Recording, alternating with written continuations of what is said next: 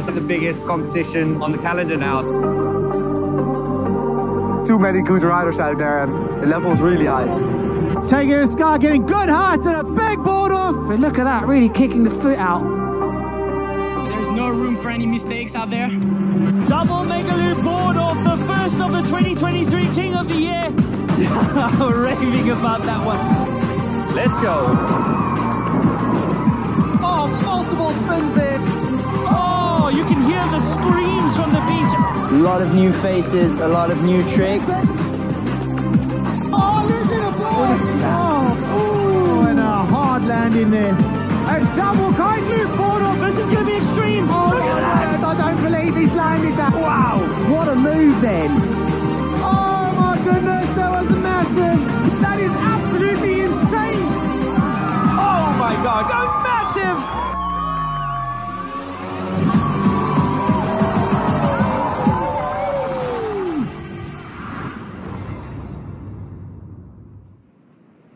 Good afternoon, ladies and gentlemen, and all of you from around the globe to the 2024 Red Bull King of the Air, the world's most prestigious big air kite surfing event. And with me today in the commentary box, 16 King of the Air appearances between these two absolute legends, Ruben Lenton and Lewis Cratton. Gents, wind starting to fill in. How's it going? It's feeling good that the wind is finally starting to kick in. We see that the tablecloth forming over the Table Mountain, and that's just what we're looking for. The waves are not that massive today, but we are going to kick off with some epic action shortly. It's been a difficult day for the riders. They've been on the beach, especially the women, for the first time. They've been on hold. Conditions do sound like they've picked up a bit. We can hear it above us in our live stream studio. We just started to pick up those sounds of it rocking a bit. They are the classic sounds that we're used to hearing, Colin. I think we're in for some action. 24 of the world's best big air riders have gathered here in the mother city of Cape Town, here at Kite Beach, also known as the kitesurfing mecca of the world. Look at that shot as you see the famous southeaster cloud peeling over Table Mountain. Lewis, quickly, what does that cloud mean? What does that shot right there mean for the viewers across the world? It tells us that the wind is in. You know, that's a famous sign there, that tablecloth. Everybody knows about it. And what's great there is it looks like it's backed a bit more southeast. There's a lone kiter out there, but we're on. All right, so there you are. As you see it, ladies and gentlemen, the wind is starting to fill in, and the Red Bull King of the Air making such an impact on the world of kiteboarding and the innovations that we've seen, the advancements that we've seen, but not just with innovations throughout the year building up to this historic event, but we do have some history for the first time at the 2024 Red Bull King of the Air. Sit back, relax, and see what's in store for this event.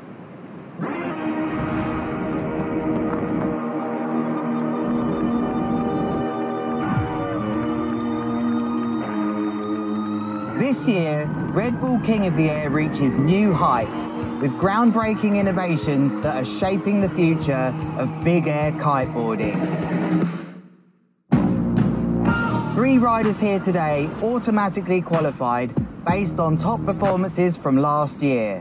13 others have earned their spots through a rigorous video submission process.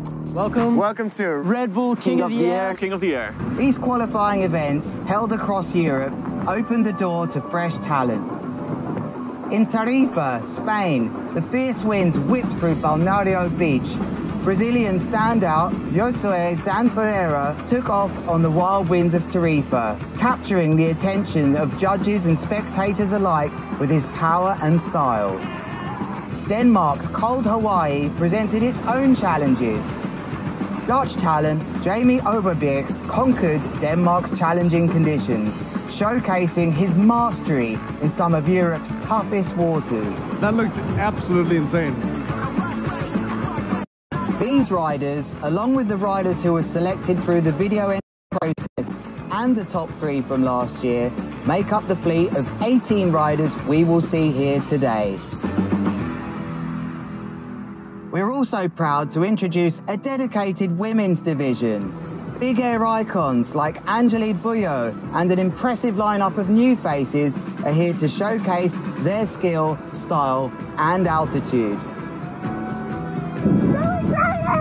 Together, they're breaking new ground, proving that big air kiteboarding is a sport for everyone.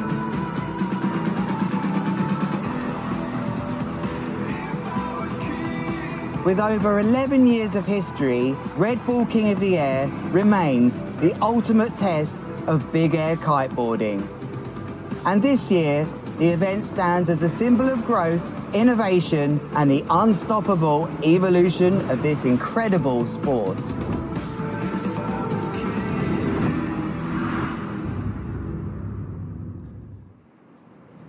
History indeed there, ladies and gentlemen, for the first ever women's division here at the 2024 Red Bull King of the Air. James, what does it mean?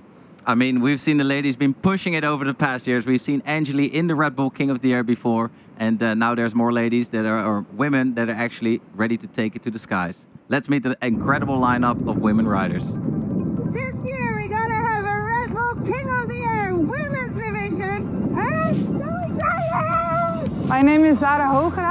I'm 31 years old and I'm from the Netherlands. Hi, I'm Francesca Maini. I'm 22 and I'm from the UK. Maini-Bouillot-Cho. I'm 36 and I came from France. Pippa van Iersel. I'm 25 and I'm from the Netherlands. I'm looking at you. Okay. Jasmine Cho. I am from the United States and I'm 33 years old. Natalie Lambrecht. I'm half Swedish, half Flemish, but I'm representing the Swedish flag and I'm 26 years old. I love big air kite surfing because it just gives me this undescribable feelings in my belly when I go to the beach. I'm not sure if I like it or if I'm really scared, but the combination is still amazing. Big air is completely exhilarating. It has this fear factor that you have to overcome, and it's something that we all get addicted to. When I'm doing big air, it's like in the back of your mind, you know, like the risks. So you just try to keep, okay, focus on the now. It's so much freedom. You go sky high, get so much adrenaline. It's just a freaking good feeling. I'm married to a South African and I kite here a lot. I consider Blouberg to be my home spot. When the wind comes, it pumps. What I love about kite surfing here in Cape Town is for sure the kickers. It gives you that extra boost and height. You go so high in combination with the kickers, and then to have the table mountain in the back, it's like you don't have it anywhere else in the world. This location for me is really special because it's kind of my first place where I learned to like kite loop. So like I really like this spot. It's one of my favorite spots in the world. I started kite surfing when I was 12. I was trying to convince my parents, I was trying to convince, especially my grandma. She was like, no, you're so small, what are you gonna do? You're gonna fly away. From my bedroom window, I could already see like always the kiters, and the kiters were jumping high, and that's what I want to do. When everyone wants to sit inside, I love to go outside and chase the wind. I've always dreamed about being on the biggest stage in kiteboarding, which is the Red Bull King of the Air. I get goosebumps just thinking about it. I'm doing this for the 12-year-old me who didn't believe that she could do this and live off her dream, and also to inspire the next generation of women. And I think it's not only a win for myself, but it's like a huge win for women kiteboarding.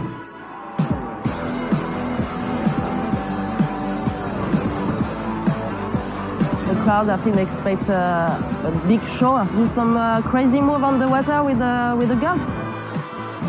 This is the top 6 girls in big air in kite surfing, so they are all incredibly strong competition for me. This year, the Red Bull King of the Air is going to be mind-blowing. Pure magic. Insane. It's gonna be wild. The Red Bull King of the Air is gonna blow your hats off. Wow, Ruben, that was a very moving piece. You know, I've got 2 daughters, you've got a daughter yourself. Just to see how excited they are, that was very special. But who is in this first heat, Ruben? I mean, it's immediately a banger of a heat, I'd say, with Jasmine Cho, no stranger to big air performances and competitions. Then we got Francesca Maini and Maini-Bouillot-Cho, who has been riding in the Red Bull King of the Air in the men's open division, actually, before. And she can actually send it sometimes even bigger than the boys. So She made her debut back in 2021 here at Kite Beach, entering in, like you said, the open division, storming it and really letting rip with her famous Mega Loop late back roll. Francesca Maini, the current vice big air world champion, having narrowly lost out in the dying seconds to Iersel-Hoogenraad, who will be up in the next heat. So she was bummed about that, but super stoked to be here. She says this specific destination, Kite Beach, is her favorite in big air kiteboarding. I'll tell you something though, Jasmine-Cho, she really is my dark horse, if you like. And just look here, she's got that cap on. She's connected to her partner here, Michael McDonald, on the beach, offering her advice and tips as she's out on the water. They're communicating live, which is, I don't think we've seen that much before here, but she has had some unbelievable results this year. Maybe not got through to the finals or taken a win, but she's had heat wins against the likes of Dara Hoogenraad, Pippa van Ursel. She can cut it with the big names, and she's one of those riders that if she's in the mood, you're in trouble. 100%, and I haven't seen somebody in touch with their coach like that, with an actual communication device on her head, just to get real-time advice from her coach to see what kind of strategies she needs to go for and how she's measuring up against her competitors. And her husband, Mike McDonald, was actually supposed to be competing in the King of the Air back in 2021. And he, unfortunately, in a seeding event, he bombed out with a knee injury. But he is here in a different capacity, helping her out. And there goes the buzzer. The first heat of the 2024 Red Bull King of the Air is underway. As you see, Francesca Maini heading out there. Doesn't fancy it. Doesn't fancy it. Lot of bump. Yeah, didn't fancy it here. She's a very experienced rider, great all-round rider as well, racer, everything else. But it looks like a double back roll mega loop to open her account. Just coming back round toe side for Bouillot. To me, that just showed me I think there's enough wind there. There's a bit of a wave of the finger there from Angelique Bouillot. What did that mean? But meanwhile, Jasmine's thinking about sending it, but that wave just closing out. Ruben, the waves are tough today. 100%. I was just going to talk about the water conditions, the wave conditions today. Usually we're aiming for some big kickers, some big waves that we're used to from the kite beach conditions. But today, it's a little bit more choppy and a little bit harder to spot your takeoff. And here we see a nice kite loop laid back roll from Francesca Maini, who is in the white lycra. You can see the women, they're wearing a competition rash vest with a color corresponding to the top left. As you can see, Angeli is in the blue, Francesca is in the white, and Jasmine, she's in the purple. Keeping that British flag raised, as Aaron Hadlow, as we said, who's not in the Open this year. He's not done yet, but he's not this year, but it's always been raised, the likes of Aaron Hadlow in the event. Ollie Sweeney back in the day, myself, Sam Light, of course. Don't have loads at home, we somehow keep some appearance, but thanks to Francesca Maini, we have that flag raised. Ruben, you never worry about the Dutch flag. You've got so many riders in this thing. Definitely one of the most dominant nations. If it ain't Dutch, it ain't much. Exactly. There we go. How this actually works, we have a 13-minute heat in this first round in the women's division. And we just saw Angeli racking up a score on the board. And actually their top 3 highest scoring tricks will count, accompanied with an overall impression score given at the end of every heat. And they're really going to give it their all, because if you end up at the highest score rider in your first heat, you're going to go straight to round number 3, or straight to the final, actually. It's a one-way ticket to the podium, baby. And the second place in each heat are going to get a second chance in round number 2. And unfortunately, in the women's division, if you get third, last in your first heat, then you're eliminated from the event. Francesca Maini heading out, left foot forward towards the iconic Robben Island, brings her kite up. Boogie loop. Nice, smooth boogie loop there, just to keep the points rolling on. She had to fight for that at the end there. Yeah. There was a strange little gust or lull there. What a great shot. We've never shown you this shot before. This is new at the 2024 Red Bull King of the Air. Lovely. Whoa. Jasmine-Cho, that's a biggie. It's a boogie on the way out. Whoa. She's going to get priority from the judges there. Great moment there. We've stayed with Angelique Bouillot, but the official rule is that the first person to take off gets eyes on from the judges. So I think that Jasmine-Cho will benefit from that. Angelique could clearly see her there. That was amazing to see that on that boat shot right there out the back. What a moment already, guys. So, Lewis, on that note, what do you mean by the judges will keep their eyes on Jasmine and not Angelique? How does that rule work? They won't swap. First person in the air gets the eyes on the judges. All the riders are told that, so that's the way it works. Unfortunately, it looked like a big move from Angelique as well, but they would have been focusing purely on Jasmine there. So back in layman terms, basically, if I do my jump...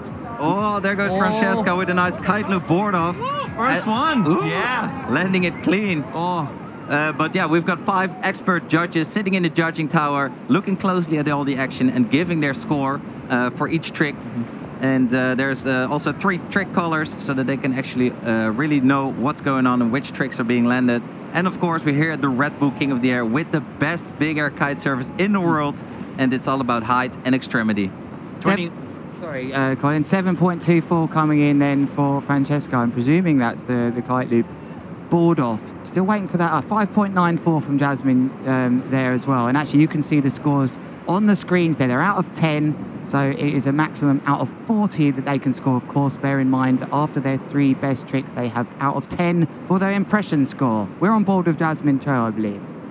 And so unlike the open division where round 1, whether you lose in round 1, you do have another chance. In this case, only number 1 and 2 will still remain in this event. But back to Angelique Bouillot with a board off mega loop. Nicely done, nice and powerful. That should score big. Booyah! That was good. That was nicely performed. The judges are gonna love that. It was super clean. And yeah, the stronger the wind, the higher the kiters can jump. So we're always hoping for the wind to increase. And yeah, then what makes a trick actually extreme, Lewis? Height and getting that kite nice and low. We want to see that kite coming round in the kite loop, 360 degrees that is, with your hand pulling hard. We want to see that kite low, and if you can perform some sort of technical variety, either that be a rotation or taking the board off, or both perhaps, Ruben, you're going to start to get more scores. Just going back to what I saw from Jasmine there, she went for a straight kite loop, didn't score loads. I wonder if Michael McDonald's in her ear there saying, just get your 3rd trick in, don't go crazy just yet, there's 7 minutes and a half left. I think that was the advice he would have given. Just to basically knock off any combination situation as soon as possible. But the scores that you see on your upper left-hand side of the screen are out of 10. So there you can see Francesca Maini in first place with the highest trick score of 7.6. That is out of 10. But here we have a quick replay of Francesca going up, backhand, pulling on the bar, taking the board off her feet, mid-kite loop. The judges have been very critical of that and saying you've got to take the board off through the loop as the kite rotates through. If you're going to do it before or after, not going to score as much. Good point. And we see the riders throwing a lot of combinations during these loops. A loop already produces so much power, especially if you get that kite nice and low. And yeah, doing a rotation combined with the board off like Angelique is doing there is very tricky and very rewarding for the judges. Might have been a board spin then, Ruben, with a kite loop as well. I think I just glimpsed that. We missed that. Yeah, but that could be a big scorer. So let's be straight here. Jasmine Cho is in a bit of trouble here. I wonder what advice she'll be getting off the beach. She's got to relax. There's 6 minutes and a half, but the other 2 seem to be getting away from her. Here could be that replay of Angelique Bouillot. I believe this could possibly have been a kite loop with a board spin. Oh no, it's back roll mega loop. Wow, this is going to be, with a board off, this is going to score quite well, Ruben. We don't often see that every day. This is tight, gents. This is very tight. Look at these scores dropping for Maini and Bouillot. Jasmine, like you said, in a little bit of trouble. She's still got some time, and we know she's got the talent. But Francesca will slow down and head back in. A lot of bump on the water, not as big a kickers as what we are used to. And so these girls, or these women, are going to have to negotiate as best as they can. There we see the next heat coming up. That looks like Pippa van Ursel from the Netherlands getting ready for her heat in heat number 2. But again, thank you all of you for joining us. Thank you for your patience in waiting with us in this day as we've been waiting for the wind to fill in. It is here. The 2024 Red Bull King of the Air is underway. Once again, I'm Colin Heckroth. With me in the booth, Ruben Lenton and Lewis Crathen, household names in the world of kiteboarding. Gents, it's a pleasure to be here with you.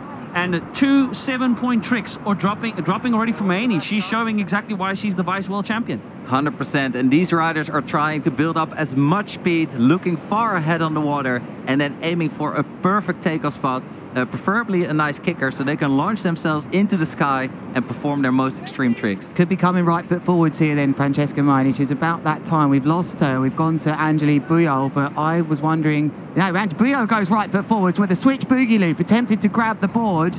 Bit out of sorts, but for me, she's looking at working her impression score now. She's happy with her highest scores so far. She might want to look to replace them soon, but first to go right foot forwards to me. And that shows the judges that they can perform moves in both directions. And the overall impression score, which is given at the end of the heat, is also up to 10, right? So it can be a 40 points heat, right? Yeah, this is true. Just we've missed that one then from Maini. Yes, out of 40. Out of 30 for their 3 best tricks on your screen. That's the score. You can see their totals there, but then they get this extra 10 at the end. There's this sort of extra element of the unknown. And it's always this, a bit of suspense at the end of each heat because the script can flip between first and second. As we see Angelique, double back roll, late back roll there at the end, mega loop. Oh, beautifully done. She's going trick for trick for trick. Nice high trick count as we see Jasmine there attempting what looked like a mega loop, board off. Oh, and going down, she's going to lose precious time dragging back up to her board. That's what you call body dragging, something you do when you learn to kite, but it does show you that you can get back to your board. But precious times in an event, gents, in a heat. It's going to be hard for her to turn this round now. For these two here, they're just trying to up their scores a bit, and that one's bailed from Angie. So Maini is in the hot seat here because you do want to go. I mean, if you possibly can get straight through to the final, you won't have to go through that stress heat. But the main thing here for these riders, they can't come in third. Jasmine's in trouble, Ruben. Yes, Francesca's. Ooh.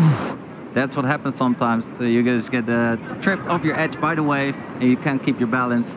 And that's why sometimes also when the riders are aiming for a trick, ready to take off, sometimes it's better to abort it, because if you take off and you get thrown off balance, it's not ideal.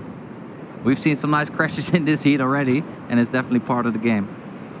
All right, here we see Jasmine coming back in. She has got her board back up and running again. Just over 3 minutes left on the upper left-hand side of your screen. Got another one. Oh, sorry to interrupt. She grabbed, she grabbed another board. The riders have been told that I mean, she was too quick to get to her board there. I felt there was no way she could have body dragged back. What she did is got out, got another board, but they've been instructed to remove the board that's in the zone so someone doesn't land on it. Otherwise, they just keep coming back for a new board every time. So that's what she's done there. But it appears to me that actually that's a quicker way to do it.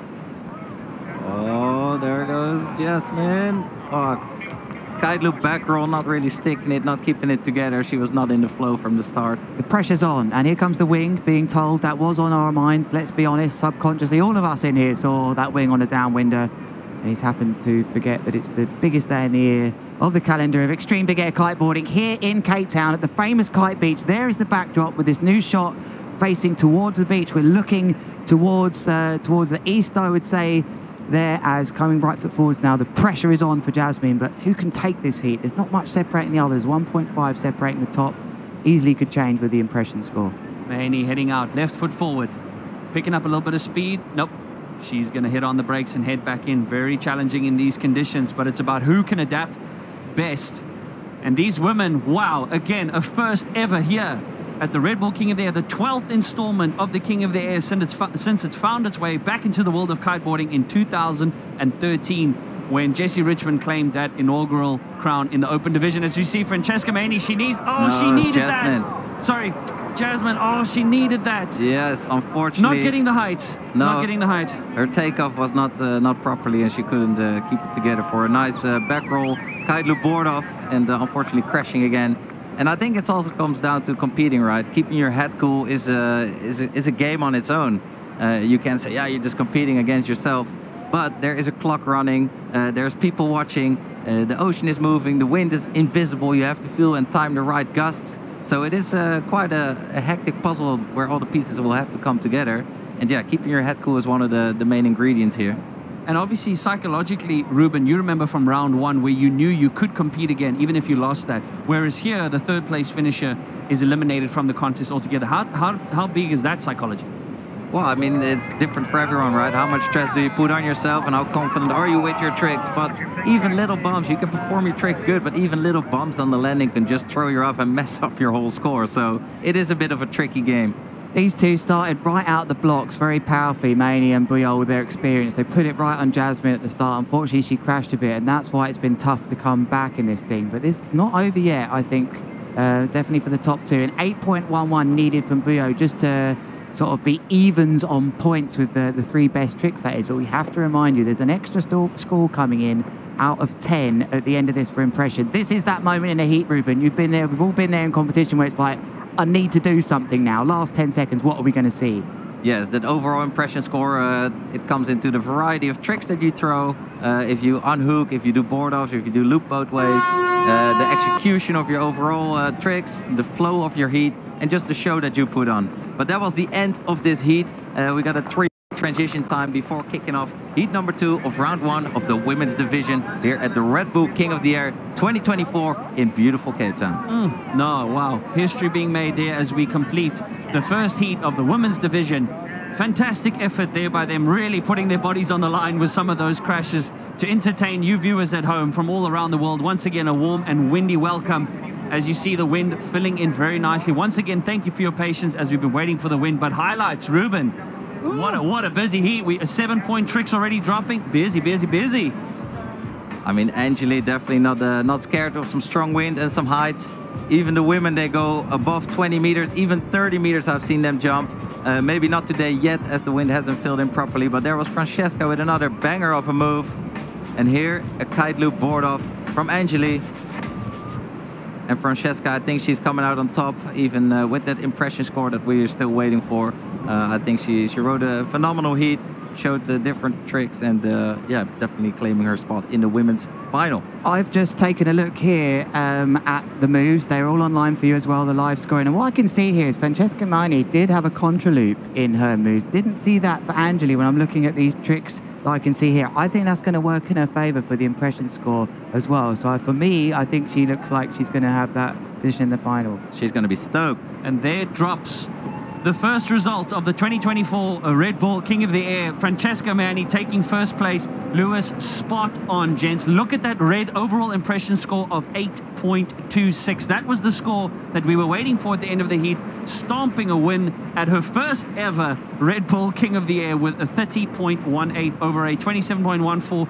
Great effort there by Jasmine as well, but unfortunately she will have to see if she can fight her way back next year. But Francesca Maini will move straight through to the finals, and Maini-Bouillot will have another chance in heat number 3 later on, also to find a spot in the final. What an opening exchange! Really, really good, and putting 3 scores on the board in the 7s. Very, very nicely ridden from Francesca. Her first Red Bull King of the Air heat in the women's division. And I'm very impressed by the riding already. And they have a nice strategy. They landed some good moves. We did see some crashes, but that's just all part of the game.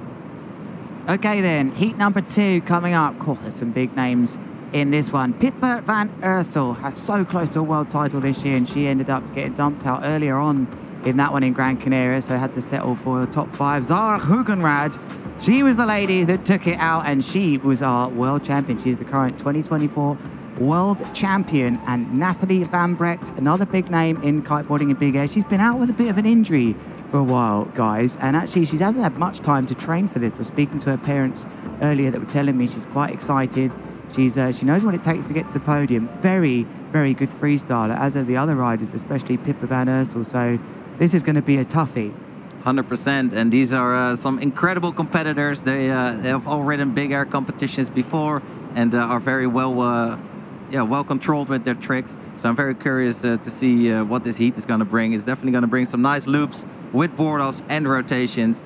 These women have got a massive bag of tricks, let's say that. Yeah, massive bag of tricks. Zara Hoogenraad in the dying seconds at Gran Canaria, taking that world title, stealing it almost, if you will, from Francesca Maini with a massive double boogie loop that she did at the end of the heat. So a lot of competition experience, especially from Pippa, from a freestyle background, a lot of freestyle experience from Pippa. But we are now going to head into, in the next few seconds, into heat number 2 of the historic women's division in the 2024 Red Bull King of the Air. Here we see Pippa coming in on the inside, right foot forward. Oh, and she vanishes out of the screen. What a miss that was. But Zara there in the white rash vest, Pippa in the purple, and Natalie in the blue. Maybe we can get a nice replay of that first jump of Pippa to see how she opened her heat. But I think Zara has got some big moves lined up for us. Natalie Lambrecht in the blue. Hoogenraad's going to go next for me. Here she doesn't get the takeoff she wanted there. Van Ursel, expect her to work both sides. Very good at switch riding, very technical. She's really got an understanding of how to work that impression score as well. Hoogenraad for me just goes bigger and more extreme sometimes. She's not going to have the comfort of being able to put a double loop in, which is very one of her signatures. She's bringing that into it. I know we spoke about Francesca as well doing that, but here's Zara. A bit more height on this one. Nice and safe. Mega loop delayed back roll.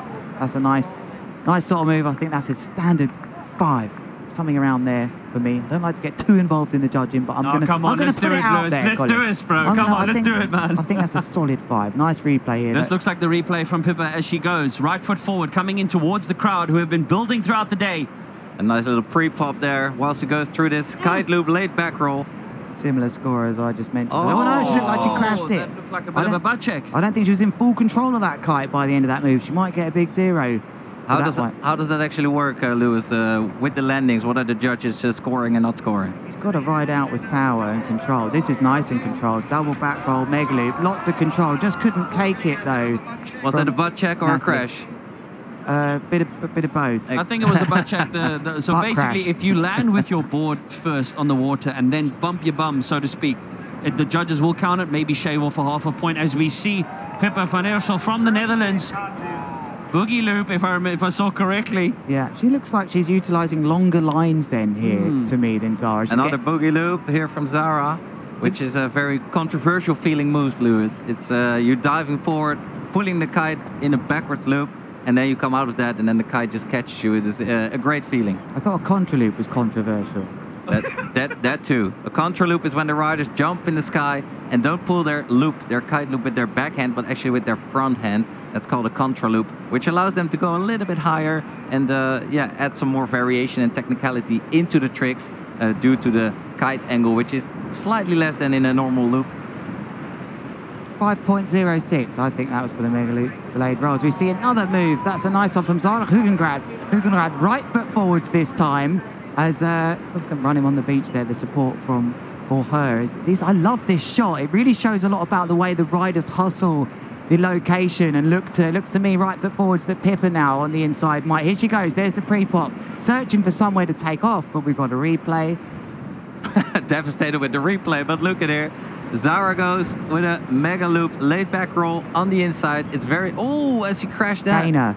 And that's why they were running up the beach, Ruben. They were giving her a new board. We saw that core team support running up the beach. That's a very quick response. I mean, literally sprinting with flag and all, representing the brand as they fly. So excellent support. All of these riders have caddies, even coaches on the beach, giving them advice, giving them the scores and saying, listen, you can slow down, you need to speed up a bit, you need to do something more innovative, more technical, more height, lower kite loop angle. A lot of opinions and a lot of advice coming from the caddies from the beach, and oftentimes proving to be super valuable. What a heat we've got so far then. Look at this, 0.48 at the moment, separating all of these three riders with 9 minutes to go. This is a close one. That crash, can she react positively to it, Zara? Nice double back roll kite loop from Pippa with an added rotation and landing this one. Yes, she's stoked on that. She liked it. The first women's division fist pump we've ever seen. Yeah, there'll be many more of those. Nice. She liked it. She's comfortable. To me, that was really a demonstration of control. She wasn't fighting against her equipment. And like I said, I think she's out on longer lines than the others. Perhaps Natalie's on 24s as well. Maybe 23s I'm going to go. No, take off there, Ruben. She had to abortion. Yeah, terrible takeoff there. She just hit the lip of that wave, which wasn't really there, and couldn't take off. So here's another boogie loop from Zara, but very low and also crashing it. How the riders can actually go vertical. They're looking for a vertical takeoff, and that's by edging into the wind. And as soon as you mess up that takeoff, your whole flow of your jump and at least the height are just not there. And then it's better to just abort and don't fly downwind too much, so that you have more space to jump later on. But look how quickly that score also changed now, with Pippa boasting a 17.68. Scores on the upper left-hand side of your screen as we have just under 8 minutes left. Nice Natalie height. getting some nice vertical height on that jump. Mega loop board off. Can she get underneath? She just needed an extra couple of meters there, Colin. Sorry, Colin, to snap in there. She just was craving a little bit more hang time for that move. Pippa van Iersel, a mega loop with delayed back roll. She's going to need a boogie loop soon, Ruben. I can't see that on her scores here yet. She's got a kite loop back roll, contra loop inverted front roll, and a kite loop triple back roll. We're going to see Pippa go for a boogie loop soon, I'm sure of it. This was left foot forward though from Pippa, and the kite angle wasn't that critical. But here goes Zara on a massive boogie loop. Oh, that kite stalled almost for a bit there, Ruben. I love that. That took me way back years ago where the kites used to hit the power and stop. I think the judges are really going to like that. The judges love a bit of power. And what does power actually mean? I mean, the lower you can get your kite throughout the loop, the more risky it is for the kite to catch you on time, and that's what the judges really love. And also the distance you cover, the yank, the power the kite produces during a loop is what the judges are very looking for and loving and rewarding. There we go. There's a boogie loop, not with quite the same power from Natalie. And I think the difference there, something that really affects the power of these riders in extremity, is the length of the lines. I think that the tactics Pippa has gone for here, I'm sure she's on 24-meter lines. That kite's a bit further away, but she's getting a bit more height. Natalie's somewhere in the middle on 23s, if I had to guess. But I think that Zara's on the shortest lines of all of them, because I think she's getting that kite low. It's not as far away from her. So there's a lot of tactics going on here. Pippa Stalling on the loop, extending that board away from her body. Can she get underneath it in time? That's the difficulty in these conditions. Could be trouble there. I think that kite's falling out the sky. Did look a little bit like falling out, but I think she's going to let her catch the wind just at the end. But oh, that was I just love the commitment there. Fully extending the board away from her body, extending her legs out, showing the judges that she's in control, but unfortunately not in control, as she couldn't get the board back on her feet as she headed back down towards the water. And the clock is ticking. Only less than 6 minutes left in this heat for the 3 women in heat number 2 of round 1 of the women's division here at the Red Bull King of the Air, to put some good scores on the map, on the board. And that's not going to do it for Zara. Remember that there will be an overall impression score given at the end of each heat in favor of how you executed your tricks, how you made your heat flow, if you jumped left foot forward, right foot forward, if you did loops both ways. It all is getting taken into account in that overall impression score. Right, unless I've missed something too much, looking deep into the scores here, there's one to be confirmed actually for Zara. She also needs a contra loop maybe to help with her impression. That's pulling the front hand. It's a different style of Kai loop. We're looking at her here then. What's she going to throw here for us? She's currently just down in second, but there's not much in it there. What size kite do you think she's riding? A 9? I don't know. I think people would take an 8. She's quite comfortable on her 8. I see her training on it. Meanwhile, this is a huge mega loop board off. Can she stick it? Oh, she just had no wind there, Ruben. It just disappeared from Natalie. Bit of a dropout there, and yeah, that would have been a great score. It was a nice high vertical jump, some good loop, and a nice board off going. But unfortunately, she crashed that, so the judges are not gonna reward her for that. What was that? That was support.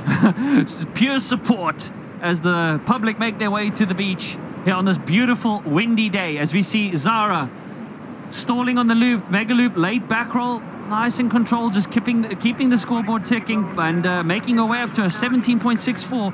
Once again, it's very close between first and second place, as you guys said. Remember that 4th overall impression score. And remember, these scores that you see on the top left-hand corner of your screen, 6.4, 6.05, 5.4, these are out of 10. So with the scores as you see them, you can score a maximum of 30 and then maximum of 40 when that last overall impression score gets added. Great shot there from the drone as we see Zara heading out towards our iconic Robben Island. Look at that cloth just peeling over. Once again, welcome. We are in heat number 2 of the 2024 Red Bull King of the Air in the historic women's division. I think another note of history to be made here as well. Natalie Lambrecht, the first time Sweden has ever been represented here at the King of the Air since it started. And here we see Pippa. She's going for it again this time. This time she should stick it. She's odds on there. Woo! Oh no, too early to celebrate. Devastation. A devastation celebration. No, look at that, ladies and gentlemen. Just shows you how important the landing is. Like that. And that's what you get for claiming your tricks, I guess. I mean, you can be stoked to celebrate, but just do it at the right time, not when a chop is just under your board. I like this move here from Zara, though. She's gone in with a back roll mega loop. She's got to try and get some scores on how she wants to advance. The current world champion, I feel like she's got a boogie loop up her sleeve. Or a contra loop, sorry, but unbelievable. Van Ursel looked like she had it. Oh, there goes Zara. Oh, she wanted to go for the kite loop board off, but didn't quite reach for the board. And remember, the winner of this heat will continue straight to the women's final. And the number 2 is going to get another chance in round number 2. Unfortunately, the rider with the low scores is eliminated from the event. But this is the first time that we have the women's division at the Red Bull King of the Air here in Cape Town. Absolutely amazing to see these women push extreme big air kiteboarding to the next level. If Natalie can land that mega loop board off here, she's going to be right in the mix. She's got to stay calm and believe she can land that. Here she goes, flying left foot forwards now. Big moment in this second heat. It's a decent take. That's a nice boogie board off. Come on, can you stick it? Oh, bomb out. That wave came out of nowhere. Another bomb out on the inside from Van Ursel. The pressure is getting to these riders here. There's 2 minutes left, Ruben, and I think they can tell it's close. Natalie just desperately needs that bigger score in. Action satisfaction. There was some hectic stuff going on there. We saw some nice moves there from Natalie. Unfortunately, crashing it again, and then Pippa came in with another bomb. So yeah, those are not scored. And a 7.01 that Natalie now needs to take the lead. There you can see on the left-hand side, top left-hand side of your screen, current world champion. There's the contra loop.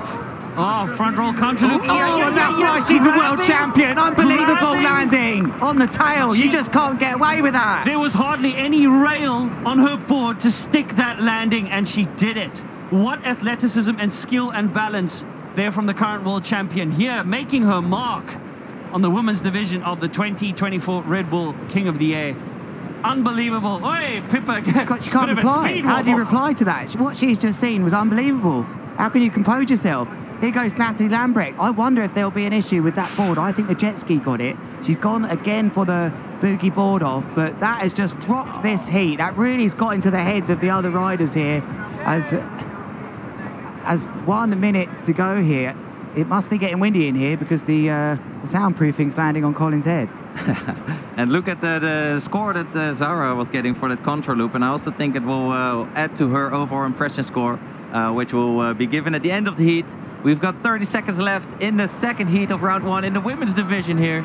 And Zara unfortunately crashing that kite loop board off. Opens the door for Van Iersel to get one more move in here. Here is As you said it, Lewis, you called it. Spinned it. And again, third time crash for her, struggling with the landing. You can see a lot of bump in the water. Kickers in between as she drops her kite towards Robin Island. She should get it back up. There looks like there's enough tension, but we have 2 women down now. Body drag. Look at the spray from Pippa's kite, spraying all over Zara there.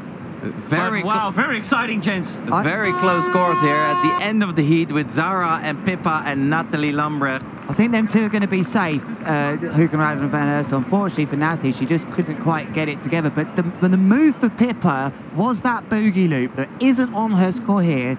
She didn't get one of those in, and I think the live impression is going to go the way of Zara Hoogenraad, looking at her selection of moves. Started very well, did Pippa, but she couldn't quite get that boogie loop landing. Maybe it's a bit tougher, right foot forwards on the inside, not as predictable. But here we see some nice replays. Mega loop late back roll. Yeah, mega loop late back roll with a...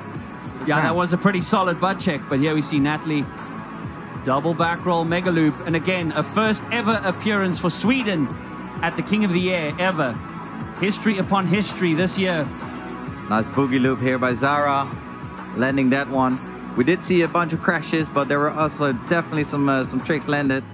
And if you compare the scores with heat number 1 from the women, they were into the 20s, and Zara got an 18 here. But we are still waiting for the overall impression score, which will be added on top. Ooh, look at that score coming in short with the overall impression score. But we'll bring you that shortly when it's confirmed. But meanwhile, I can't wait to see this landing on the tail. It'll be a real tale for her family to tell one day. A whale tail? Nice kite loop board up there from Pippa. She was not holding back. She was definitely opening up, but she had some unlucky landings. And like we said, the water is very choppy, so the landings can be very unpredictable. That was that boogie contra. Oh, there it is, fighting it out, that landing. And I think that was the moment that just turned things upside down a bit as far as the others couldn't react to that. So lots of action in those first 2 heats, Colin. Unbelievable. And again, just these small margins that we are seeing are having a more and more impact and a bigger effect as each year goes on in the world's most prestigious big air kiteboarding event. Wow, wow, wow, wow. Heat number 2 done and dusted and the scores are taking their time to come in, indicating that the judges are taking their time. We have highly experienced judges in the tower. 5 of them. Whoa, 5 of them. With 3 trick callers who are standing behind them, so they make sure they not miss any trick. Good trick callers, again, playing a vital role because they get super busy. Have you seen just busy, busy, busy? So a lot of times it's difficult to keep, for one person to keep an eye on everything. But here at the Red Bull King of the Air, we cater for all of it. What a shot there, as you see. And again, once again, a warm welcome to all of you from around the world joining us for the 2024 Red Bull King of the Air, coming to you live from the beautiful city of Cape Town, one of the most popular tourist destinations in the world. Look at the crowds gathering in there. Like we've said in the past, a bit of a football stadium atmosphere with people battling through the wind, the cold water if they're standing in the water, the sand. Oh, gents, remember the sand as it blows against you, it just gives you a good shave. But there we have a full scoring display of Pippa Van Iersel showing all the tricks that she did. But look at that, Lewis. 0, 0, 0, 0. 6 crashes for Pippa in that heat. Yeah, lots of crashes. And when I look at the impression score here, she had an impression score of 5.9, higher than Zara. And I wonder if Zara will point to those crashes and say, look, I didn't have... Oh, no, she had some herself. But Pippa van Ursel has taken it to go straight into the final, and she's done so by 0.5, 0.5, 23.85 to 23.35. That was a close one. Wow. What a result for Pippa van Ursel. Very close, especially after a devastating exit when the world title was begging for her early in the year at Gran Canaria. And here she is making her way to the first ever final for the women's division in the Red Bull King of the Air 2024. Yeah, Pippa, very making stoked. history and going through straight to the finals. Must be feeling insane right now. Man, it was a hectic heat. I didn't expect it, but he kept me quite calm, so that was good. But we're so stoked that everyone is watching home. We feel support, everyone at the beach. Thanks for watching. Epic, well done. See you in the finals. Thank you. Over the moon. Could this be the moment? I mean, it was I was there in Gran Canaria. It was a hard moment. Tears, family were there. She was odds on to be the world champion. She's had to get over that, compose herself, and focus on this event, which she has done so by putting the Zara Hoogenraad into the semi-finals. Looks like there is some of her pals on the beach absolutely stay. It's Francesca, actually, who will join her in the final. I believe those two in the final. They're pretty ecstatic. I mean, it must have been a nervous moment for them. It's not just like they're riding at the Red Bull King of the Air. They're riding for the first time, demonstrating what women can do. It's a big moment. Well, they can definitely do all the tricks better than I can do them. When I see these kite loop board-offs, I've recently landed my first some in my trip to Brazil.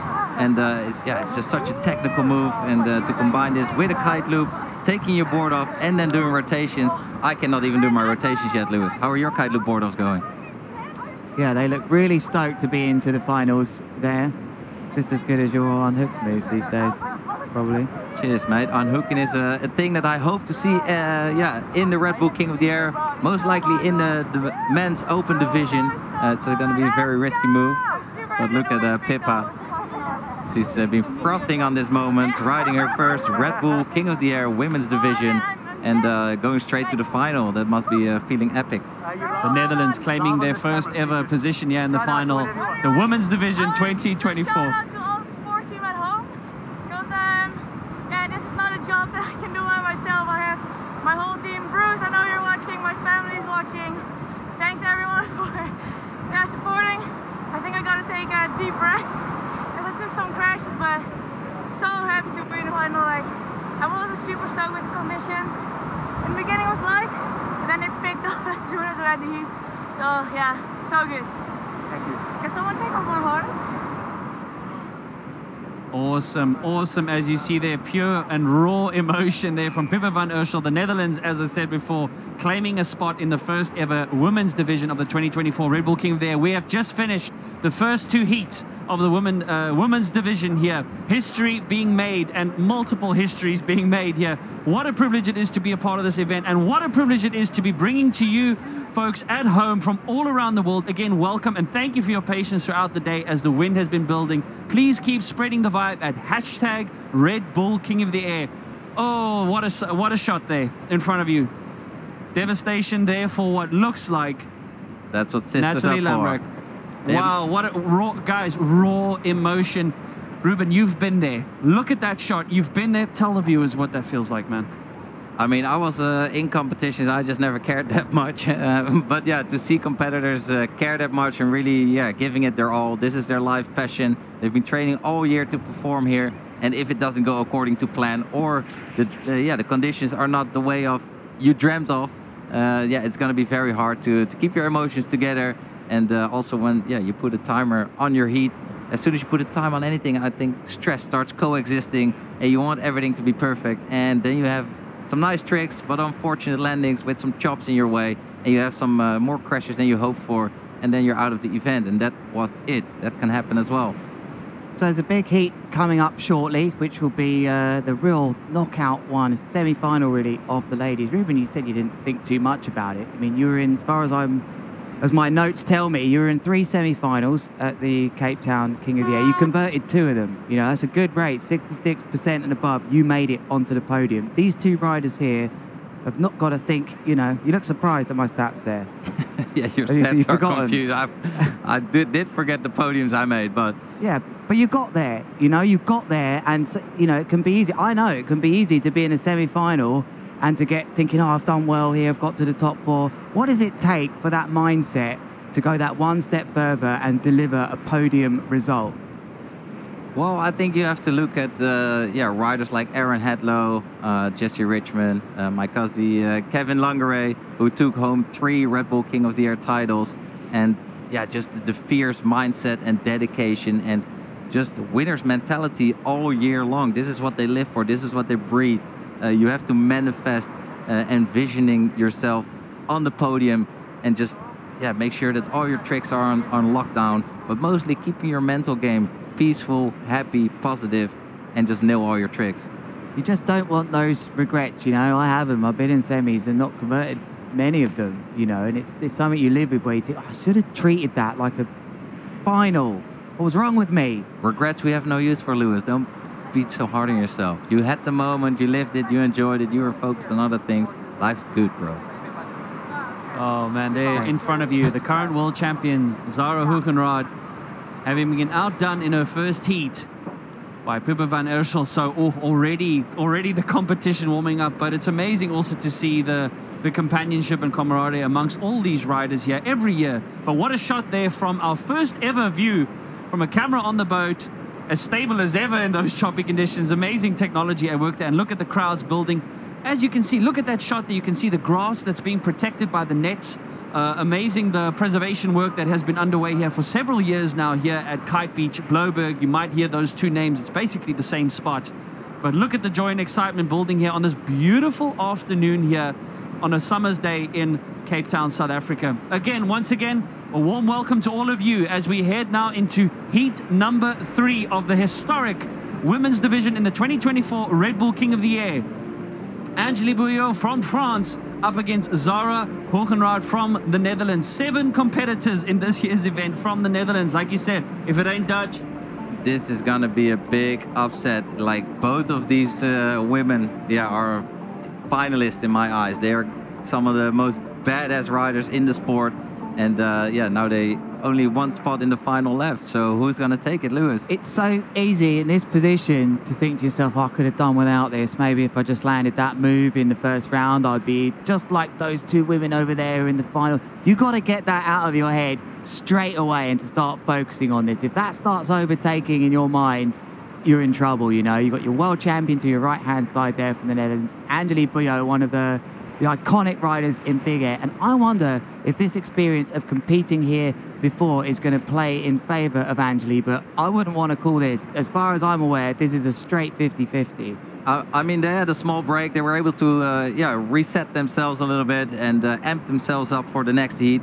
And this is showtime. They're getting ready for another 10 minutes heat to put 3 highest scoring tricks on the board, and of course work that overall impression score throughout the whole heat. And it's gonna kick off in about 20 seconds. We will see a green flag for Maini and Zara to battle it out, and they're gonna leave it all on the water. One thing that is really special in this year's event for a first ever is customized rash vests for each of the riders with their names and the flags of their country on. So Red Bull, again, we're just going the extra mile for each of these riders. But there we go. The buzzer is underway as both riders hit the water at pretty much the exact same time. There in front of you in the blue vest, Zara Hoogenraad, current world champion. Maini-Bouillot, as far as scores are going into this heat, does have a higher score in her previous heat of 27 compared to 23 from Zara. So the momentum does seem to be on Maini's side. But as you said, Lewis, I couldn't agree more. 50-50. 2 veterans and 2 well-experienced riders going head-to-head here in heat number 3. 2 core riders here, then it's team core. That start I found really interesting. Zara's tried to send a message there. Downwind in front of her, went straight for that wave to send a message. Both of them turned down what was on offer here. But here's going to be our opening trick. So backcross bailed out there. The bar released. You saw that bar pushed away from Maini, and she looked to me like she just wasn't happy with the takeoff. Probably a good decision if she wasn't feeling it, Ruben. 100%. It's better to abort and not lose much height that you need.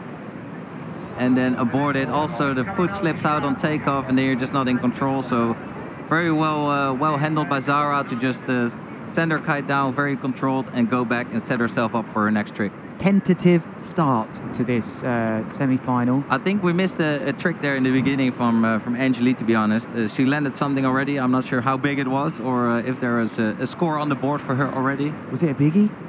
This might be. Oh, is that a bird? Is that a plane? Why would you? I don't think Angeli's made a good decision jumping there.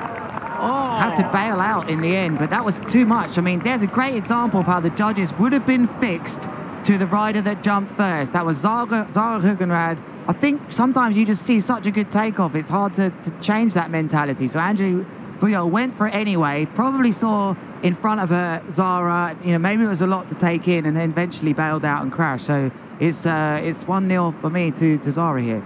Definitely. I think if I look at Angeli's takeoff, it was just as Zara landed. So with only 2 riders in the water, it is a little bit easier maybe for the judges to see it. But it also depends on where the riders are, upwind or downwind. Look at that shot.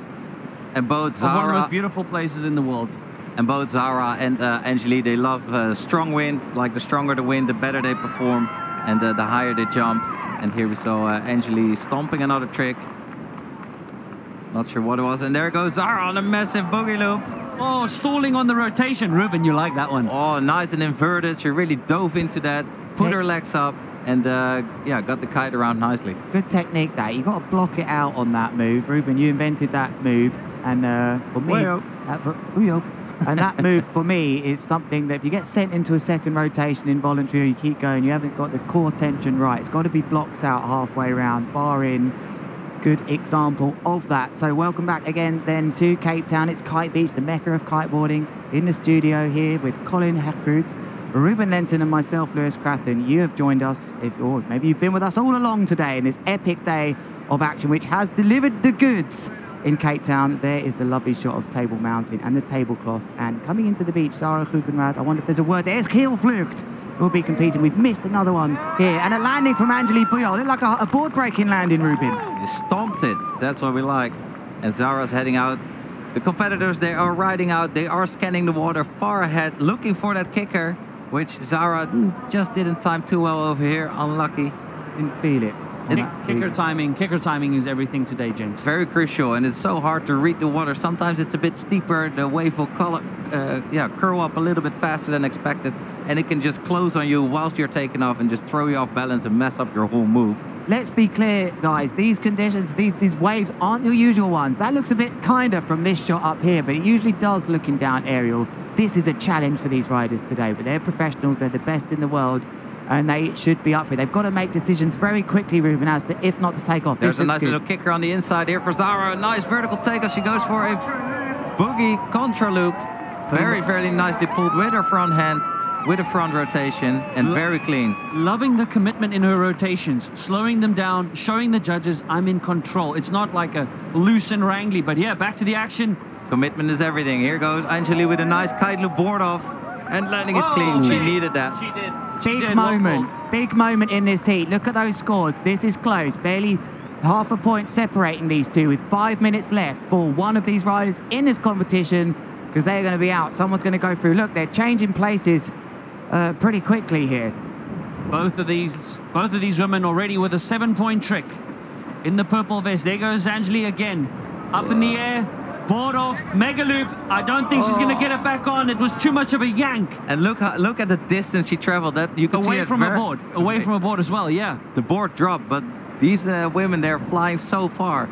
And how you can read the elements as well is by the white caps on the water. The more white caps you see, the stronger the wind is. So you see all the white caps there in the background. That means that the wind will keep pushing through, probably all the way till sunset, and that's what we need. Hoogenraad taking a moment then just to breathe in and try and compose herself. I wonder if Bouillot will bother trying to get back to her board here. She's making the decision to do so. Well, she's got back pretty quickly there, actually. She must have kicked it off downwind of her. But Hoogenraad could do with sort of, you know, here we taking go. advantage. Oh, good height there. Boogie loop, nice and controlled again.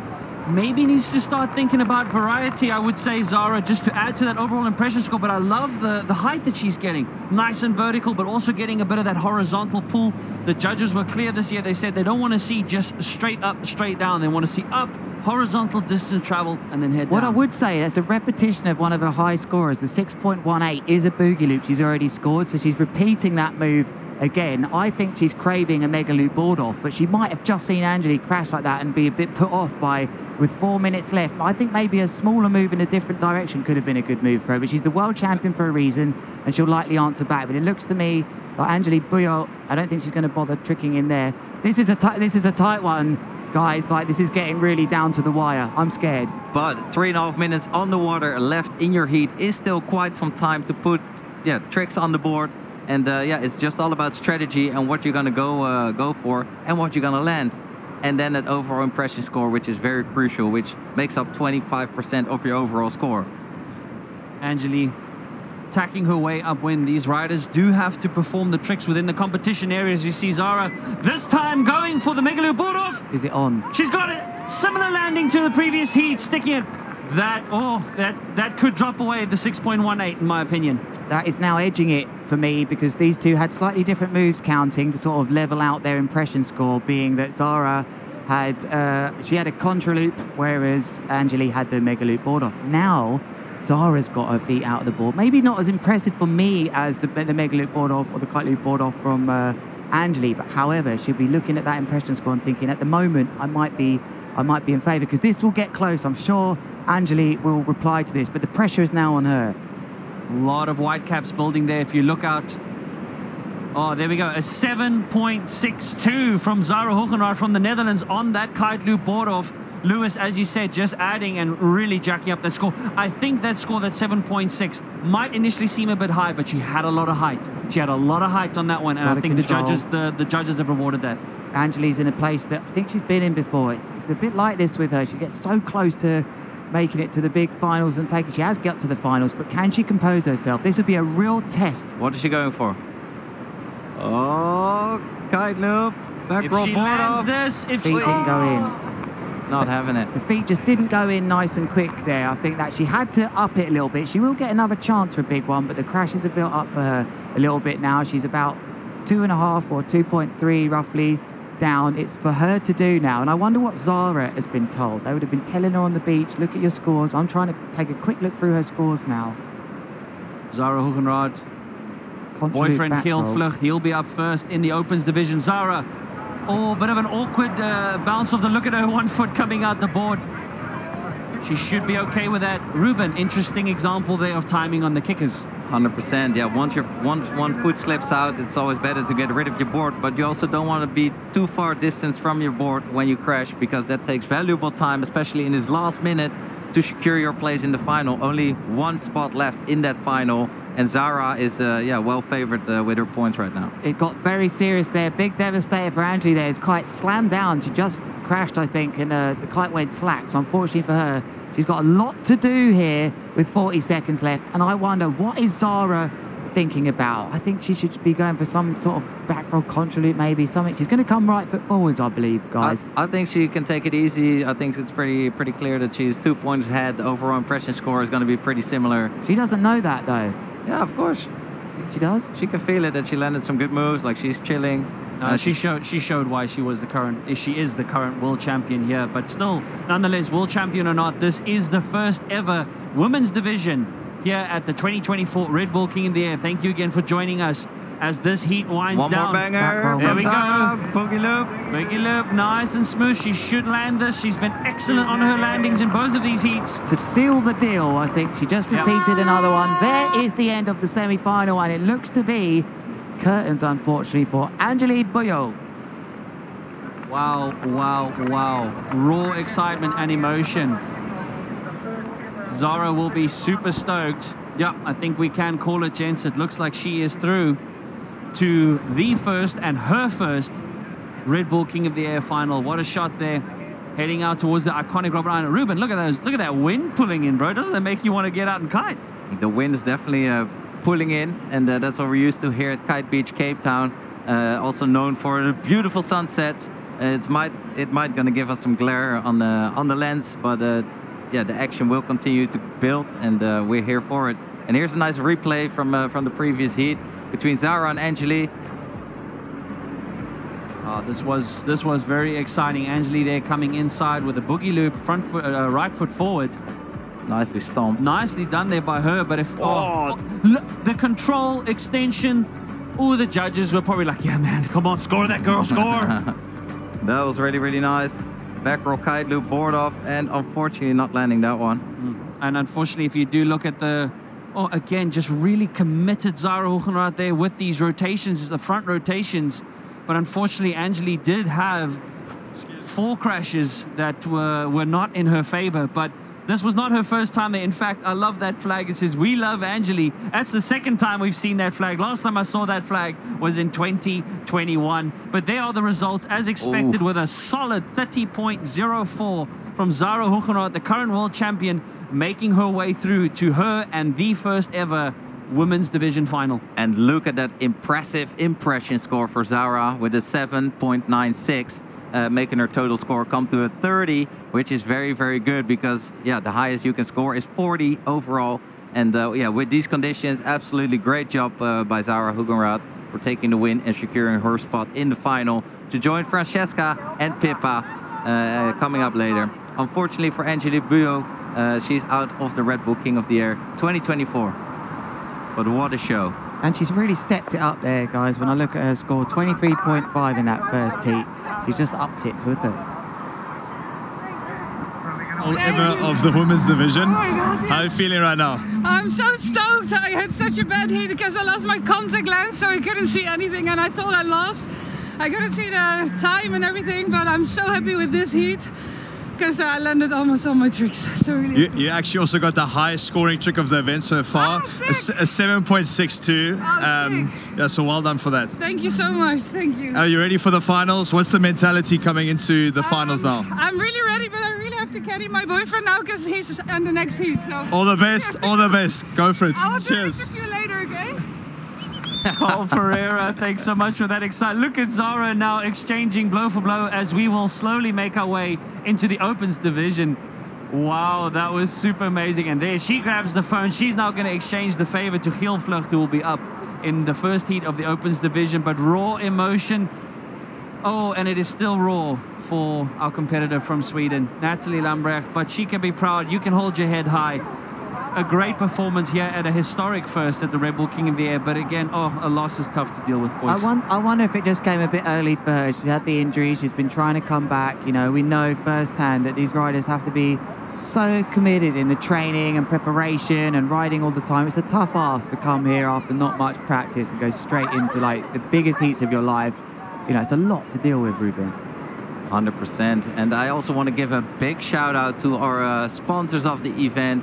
We've got Maui Gym, Subaru, Nord, and Mystic. And I believe Mystic, our technical sponsor of the event, is also handing out a Mystic Most Extreme Move, which will be looked out for with the judges throughout the whole event. And that's going to be a big prize. Of course, we can't forget the City of Cape Town for this beautiful location and the support that they give us. There is Zara, who's keen to look at her scores here. She wants to find out what exactly was going on. You'll notice the watch that she's wearing as well there, Ruben, which will be telling her things like height. The metrics that come in there are unbelievable, Ruben. I think all I noticed was it's a right-hand watch. Was it? It's everyone wears their watch on the right hand, right? That was become quite a thing here at the King of the Air. Again. As we see the crowds pulling in here for what is an awesome day of action. Again, thank you so much to all of you for sticking out as we waited for the wind to fill in today. But it is here and we are underway with the world's biggest and most prestigious big air kiteboarding event.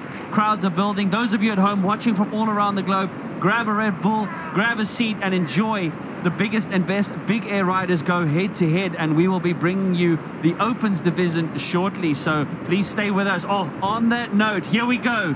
The Opens division for the 2024 Red Bull King of the Air. Heat number 1 from the Netherlands. We will have Iersel-Hoogenraad up against the Frenchman Clement Hugo. Clement back here for his second King of the Air after a few years out of action. And the rookie Zach Adams from the USA joining us for the first time. Heat number 2, Ruben, what we got? Of course, the magician, Jamie Overbeek himself, and Koen van Dijk, powerhouse from the Netherlands, in Heat 2, completing Dijk-Texier, and that's going to be a banger of a heat. In Heat number 3, we've got... We have, yeah, indeed, we have our 2022 Red Bull King of the Air champion, Lorenzo Casati from Italy, and last year's semi-finalist from South Africa, making his first semi-final last year, Jason van der Spuy. Josh Gillit, a first appearance for him. Also Mark Jacobs, Timo Boersema, Charles Brodel, who will be riding a foil for the first time in the Red Bull King of the Air. It's going to be very interesting. Then Edgar Ulrich taking on Lucas Cerruti, Parker Sage, and then Andrea Principi. Andrea Principi, our current king after stomping to a victory, a well-deserved victory last year, and it is mouth-watering action. Steinmühl and Lucas Gramstrup, also a rookie here. Stein, a second appearance for him, but we now will start heading into heat number 1, which will be Iersel-Hoogenraad-Lambrecht against Clement Hugh and Zach Adams. Giel, this is a 4th King of the Air appearance for him. The Viking, 88 solid kilos there from him. Gents, Clement, second appearance for him after a few years off. I want to say, this guy here has reshaped his career. He had a big crash at the Lords of Tram, attempting a triple loop some years back. He's gone off, trained, and he has come back as an unbelievable rider. And this guy has got my respect from his starting journey to getting to where he has now. But Zach Adams as well, from the United States, one of a few riders from the United States now, really pushing that flag. He's definitely going to be one to watch as well. On the United States, Lewis, Zach Adams and Parker Sage, number 4 and 5 USA competitors here in the King of the Air since it came back in 2013. So great to see the USA back in the mix after the last individual from USA being Jesse Richmond. So amazing to see them being represented back here. Zach Adams, also our youngest rider at only 16 years of age. I've walked next to him though, he doesn't look 16, bro. That guy's he's a grown man. Look at his weight as well. He's way lighter than the other riders. Could be in his favor for this lighter wind stuff. But mouth-watering action as we now head into the first heat of the Opens division. We've been waiting for this all day. The wind has arrived. Look at that scenery in that backdrop there behind you as we now set to, just stay on the edge of your seat. You will hear the buzzer going any second now. So, crowds building. Here we go. Strap in, Opens division. There goes the buzzer. In the black vest, there in front of you, Clement Hugh from France, with a helmet on just for safety precautions. A lot of time these helmets just to protect you from the board contact to the head. What an epic matchup we've got to kick things off here for the Red Bull King of the Air 2024. Thank you so much for joining us. This is epic action about to unfold on your screens when the riders are taking it to the skies, trying to perform their highest and most extreme moves. Ready to put 3 big scores on the board and an overall impression score throughout the heat. There's Adams here, sorry Collins, Adams here, the double front roll contra loop there is going to stick to open his account. We have to remind you also, things have changed here. We've got 3 riders in the heat now, but there's the famous flag out system where one of these riders will be flagged out of this heat after 8 minutes. You can see the time counting down to the break. There'll be a minute's break where the other 2 will then carry on and go for it to see who can get first or second. So it's the unique flag out system. So in these first 8 minutes, as you see Iersel-Hoogenraad-Lambrecht with a nice double front rotation, mega loop. Doobie loop. Nice, the Doobie back on the game. I love it. What a name. Excellent stuff there by him. And this is Iersel-Hoogenraad-Lambrecht. We call him Double G because he was the first rider to pull a double mega loop, which was a gnarly feat and that many people couldn't wrap their head around, but he got to it and now everyone has pushed it to the limit. So interesting to note here, gents, the first 8 minutes, the overall impression score does not count. They take the 2 top scores, the 2 top tricks. Clement here, nice tornado with a contra loop and Big not one. getting underneath his board back in time. But yeah, so only the top 2 tricks will count for the first 8 minutes. After a 1 minute reset, only then does the 3rd and the 4th overall impression score come into play. So slightly different set of scoring techniques here. That is the flag out format, and here goes Iersel-Hoogenraad-Lambrecht with a Doobie loop board off and unfortunately crashing. Tough here. These riders are on 10-meter kites. You know, it's difficult. It's not too crazy windy, but it's more than enough to get going up there. I think we've missed a move here from Zach Adams. I didn't see a kite loop triple front roll tic-tac. Is that something you guys saw? That sounds pretty ridiculous, but amazing. I cannot wait to watch the replay on that one from Zach Adams, one of the most talented young guns on the scene, and definitely been making us watch with our mouths wide open. Here he is then, and like I said, lightest by quite a way in this heat so far, and he looks like he's had a good start. So that's the 6.32 we were referring to a minute ago. He's not going to bother here though, as he didn't get the takeoff that he wanted. So he just lands and rides out to sea. We'll likely turn our attention back to Clement or Hill. Oh, lots of who's that riding in? That looked like Hill working it. Hill's not happy, working his kite up and down. That's a classic maneuver to the judges to showcase that he doesn't feel he's powered enough. We've called, what a moment that was, and we've all been there, haven't we? A lot of aggression, a lot of aggression. These guys are hunting for the biggest and best conditions.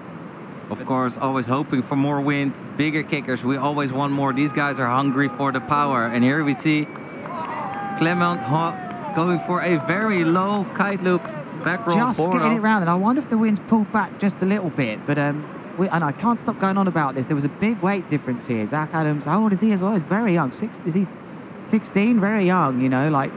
So this is a perfect start for him. The problem that Iersel-Hoogenraad-Lambrecht's got is that there's 6.32 on the board already from Zach. He'll be wanting to continue, but there's that lovely shot of a cargo ship in the background as we look out west. But replay in the way of that move. But this could be the move that I've been searching for. Whoa! A board spin. Very inverted. Yeah, he went super inverted on that back roll double kite loop. Technical. Sorry, double back roll kite loop board off. Was he pointing inverted. at us there as well He was. at the end? No, it was me, Lewis. He was pointing at me. Lucky you again. It's the South African local favorite, sorry. So we got 4 minutes to go until the flag out format will kick in, where one rider will get flagged out and he won't be eliminated from the event, but he will get another chance in round number 2. There in the front again, Zach Adams. Oh, that was a nice technical maneuver. They're currently in first place. Bit of an awkward takeoff from the kicker, but he makes it work with a board spin, double front rotation, board spin, mega loop. Oh, he'll be happy. Like you said, Lewis, the weight maybe making a bit of a difference in his favor, but here goes the Viking. Spots the kicker. In the Good blue timing. Ooh. Oh, Doobie board off. Doobie board Can he off. stick it? No Yes, he rotation. can. Whoa, what a biggie. 3 forward rotations with a loop and a board off. That's Double G as we know him. Oh, there he goes. Clement, also one of the bigger riders, and he weighs 92 kilograms, so the light wind is definitely not in his favor, and he was not getting the height and time to put his board and stick that trick clean. He really sent that early, Ruben. He didn't get to the apex of his jump there. He didn't get as nice a kicker as Hill. Too soon for you. Well, the thing is, you send your kite a bit early, you get it lower, but you've got to get up there first. So Iersel-Hoogenraad-Lambrecht probably about to drop a big score here for that triple front roll with a board off as well and a loop. But this one, 2 minutes and 30. Remember, it's just their top 2 highest trick scores so far, as we see a much better move there from Clement. As the kite, he's got it. That's a bit better. He recovered nicely from that after crashing on the same attempt. That kite just was so 2 moments fast. before. Sorry, that kite was so fast through the window. He's flying the Harlem there. He's up against a slingshot and the core. And that's going to be a bailout from Zach. He seems to be tricking all the time. He really gets quickly back in position to Zach Adams. He can't turn over his shoulder here because Iersel-Hoogenraad-Lambrecht from the Netherlands is taking off. And it's another big move from him. Has he done that already? Bang. Oh, but that did look a little bit higher than the previous one. So the judges are looking for height, extremity, and technicality. When you take the board off, you want to be taking the board off during the loop as the kite is being looped through the power zone. But look at that fantastic shot. There's the judging tower on the right-hand side of the screen. Amazing stuff. Again, thanks, Lewis, for reminding us it is only the top 2 tricks. Zach Adams in the yellow vest. Double back roll, board spin, another rotation. Get that board back on. Oh, how did he Nicely get that done. on? So talented, the riders are getting on. They're working the contra loops now. But really, the reason why Hill has repeated that move is because simply it is the best 2 scoring tricks for now. Impression doesn't come into it. That is why Hill repeated that front roll with the mega loop just then. But Zach Adams, what a talent to put that board on right at the end there, Ruben. He sometimes dips the feet in and puts the board back on as well. Just before the landing, he did it so fast. I mean, the riders are riding with their foot straps a little bit more loose. They got like a nice handle on their board, so they can take the board off quick and put it back on really fast. But this was something else. And once the second portion of the heat kicks in, oh, there, nice little catch of Clement. Aye! Forcing it now. He's really feeling the pressure. He should not have clipped those toenails. It's tough now for Clement because he's in that position where it's hard. He's got to force it. He's being told on the beach now, look, you've got to push it. Your 2 highest scores are putting you down in 3rd place at the moment. The other 2 will go at it again. If things stay as they are, when that timer gets down to 0, they have a minute break and then they will go at it again to add 1 more trick. Probably already got 1 more on the board, but here we go. 30 seconds. Nice delay. Late back roll, board off. Mega loop. Oh, that's going to score big. Very nice. Considering the conditions, the kite angle, the height that he got. Ruben, give me a score. Come on, bro. Give me a score. Bro, I'm not so good with numbers, man. Something within 0 to 10. Do you know those numbers? But yeah, I don't think it's going to score bigger than he has on the board already. Agree. And the overall impression score doesn't count. But the scores will stay after this short break coming right up. Now you will see 1 flag on the beach coming down. Probably the black one for Clement. Yeah. And yeah, he won't make it through this heat. Great to have Clement back here on his second King of the Air appearance, as again, as we see the crowds building. There are 3 flags on the beach that correspond to the 3 colors that the riders are wearing. As we see, oh yeah, heel dragging back. It should be expected for Clemens. Yep, we have the confirmation that the black flag is down. So Clement will have to claw his way back through in round number 2, but there is hope. Round number 2 is still there. Each of these riders will have a chance to ride again. But now we're going to have 3 minutes left as we wait for this 1 minute transition period to wind down. 4 minutes, actually, sorry, 4 minutes. And we'll now see, we have yeah, the third. Now we have the third we'll score. see. A third score will now suddenly magically appear on the screens because they have been tricking the whole time. That score will be included. So their 3 highest scores suddenly become part of the play here. Then we'll get a bigger picture about how things look with impression. You can look at the scores online as well to take a look at this. It is all live on the internet, on the internet. 4 minutes to go then. So Clement Royal from France flagged out. These 2 riders, Hoogenraad from the Netherlands and the United States, Zach Adams, fighting out for a place straight in round 3. And here goes Zach Adams with a double forward contra loop, board off, and 2 added rotations. And a board spin, butt check, classic butt check. Classic. Wow. Dipping that bum in. That was a very technical move, nice height. I'm curious how many points the judges will deduct for that butt check at the end. It wasn't totally clean. And here goes Iersel-Hoogenraad, also with a front roll, contra loop, board off, and an added rotation on the way down. A little nose grab to tease things out at the end. Liked it. He liked it. I'll tell you something we won't see today, I don't think, guys, is riders landing wrapped or blind. It's too choppy to risk that. That's landing backwards after he moves. Double front roll, contra loop with a board spin, I think, Ruben. Oh, again. He wants that move. He knows he's got it. He just needs to perfectly time it on that wave. And he comes around 4 times rotating and then putting that board on in time. I would get dizzy after 2 or 3 spins. And now you can see that third trick score being added to their overall score. You know, you can see Clement's 2 scores. Did he only just get 1 on there? I'm not sure that's right. But anyway, these 2 clearly are the ones fighting to get through to round 3. And they'll skip round 2 if they can win this heat. The second place of this heat will go against someone that finished 3rd. They'll get the reward of at least coming 2nd. But to be honest, that's no real consolation. You're down in round 2 and you're fighting for your life. But we are in round 1, heat 1 of the Open. It's the men, Iersel-Hoogenraad, Zach Adams, making their way through the first part of the flag out. And here is Iersel-Hoogenraad, guys. Putting the hammer down, looking for a kicker. Oh, he's looking, he's wishing for it to be there, but he will slow down and make his way back to the beach. As we see, there's the boat that is housing our new camera angle for the 2024 Red Bull King of the Air. We are in heat number 1. There you see the appearances from Iersel-Hoogenraad, having made his debut in 2021, stomping it all the way to the semi-finals, unfortunately losing out to Stig Hoefnagel, the 3rd place finisher from 2021. But back to the action there, Zach Adams also not finding the kicker that he wants, as we see just over 1.5 minutes remaining here, where the 3rd score has come in and the overall impression score. Beautiful shot there as both of the riders make their way back to the beach. They'll reset, get some information from their caddies on the beach. Oh, there we go, speed building. Oh, yo, that was a nice little... I was just going to say, like, he wanted it. None of these riders have jumped to the right too much, and I think that helps the overall impression score for sure. So I'm very curious to see how they... Zach wants to. Zach, for me, isn't shaping up to do anything left foot forwards here. He wants to come right foot. And I wonder if he wants to come right foot with a contra loop. That's why maybe have aborted. Where Hill was so close to him there, a contra loop pulling the front hand would have caused a collision. So my sense is that perhaps we're going to see a right foot forwards contra loop. Oh no, it's a mega loop. Oh! Oh, this is a big one. He's kicked the board off into a flip, landed it and put it to the crowd during a loop and a rotation.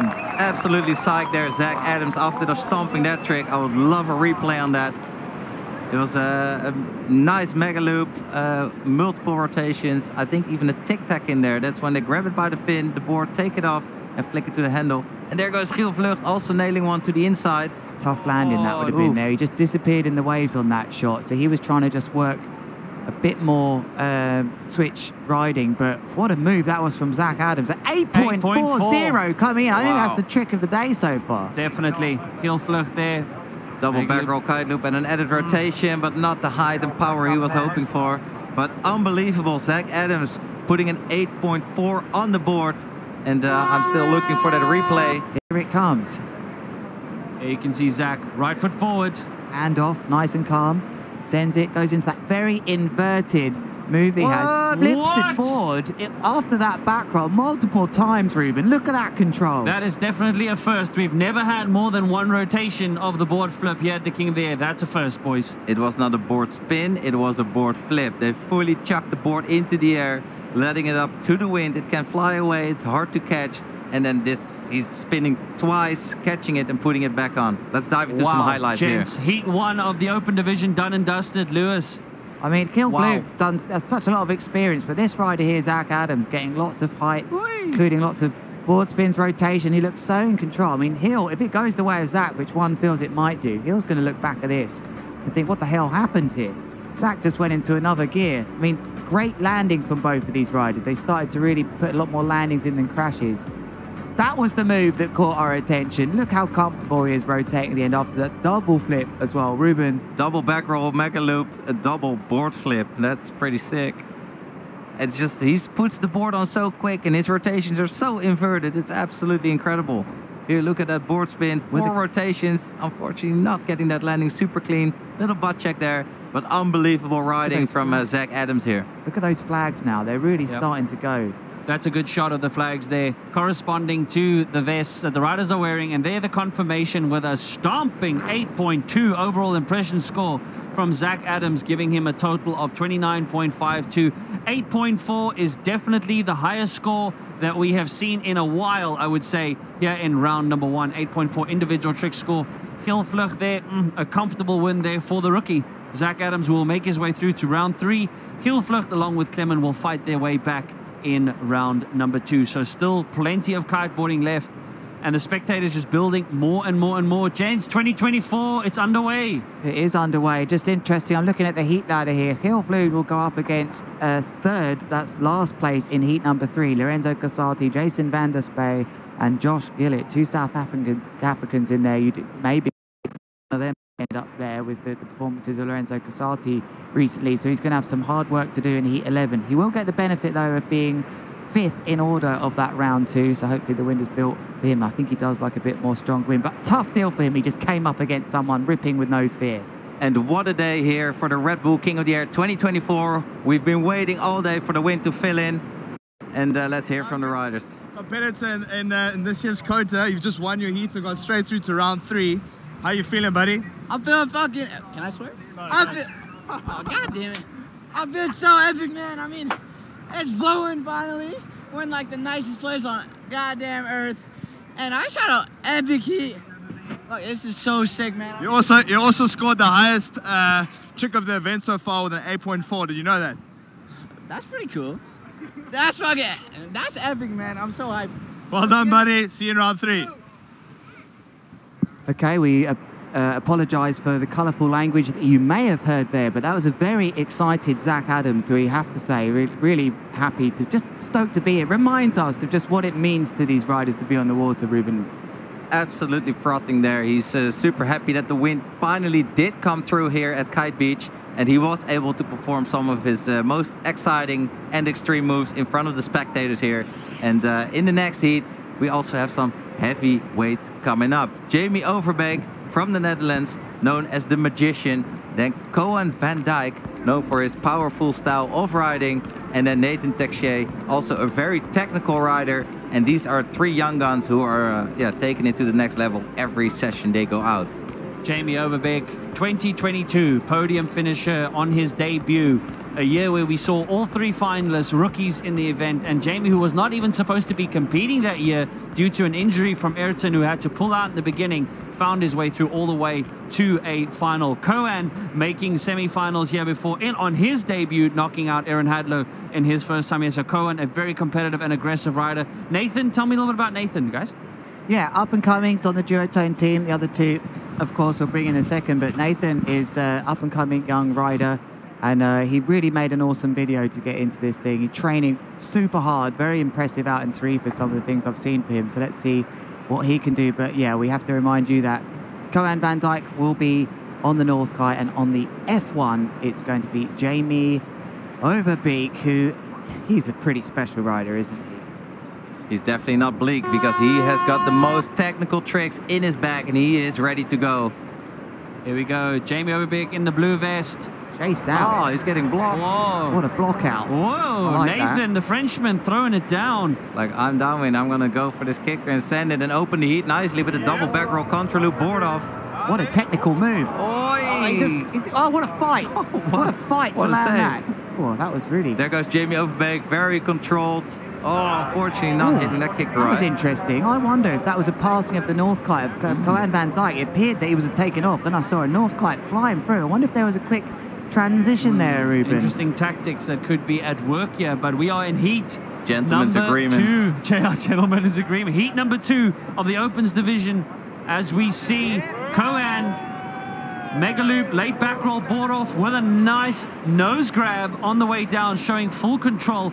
Koen opening his account. Nice big height here from Jamie, known for his height and just all the time in the world. So much power, so much style. Double back roll kite loop with a board spin there from Jamie, and yeah, that's what we've known from Koen.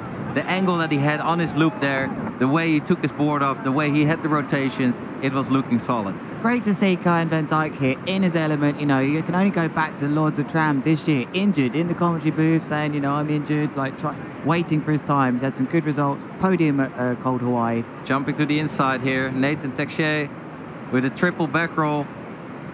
Nice grab. Kite loop. Nice grab at the end as we switch our attention back to, oh, this is Nathan. Oh, what happened there?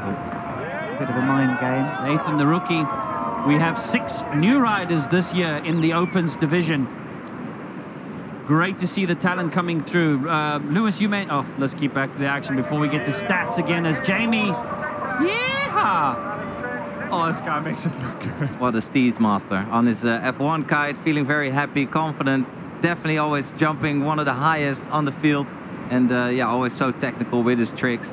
He has got that special little flick just before he takes off. You can see him whip his hair back or look up to the sky and then really get that angle to edge into the wind and get as much pressure against his kite to get the vertical takeoff going. And it was the contra loop. That's the real technical one. The contra loop with the back roll and rotations and board off. That for me is one of the most technical ones of these riders. They can't go the biggest on it. But meanwhile, Koen van Dijk going into a doobie board off. Nice control and an extra rotation at the end for his troubles. Nicely controlled. He'll be happy with that. No, Koen, who will definitely have a bit of a psychological warfare to wage because he was knocked out in round 2 last year by Andrea Principi, so he'll be doing everything he can to avoid round number 2 as we see Nathan not a lot of height on that trick either. Not going to score, definitely not going to score big.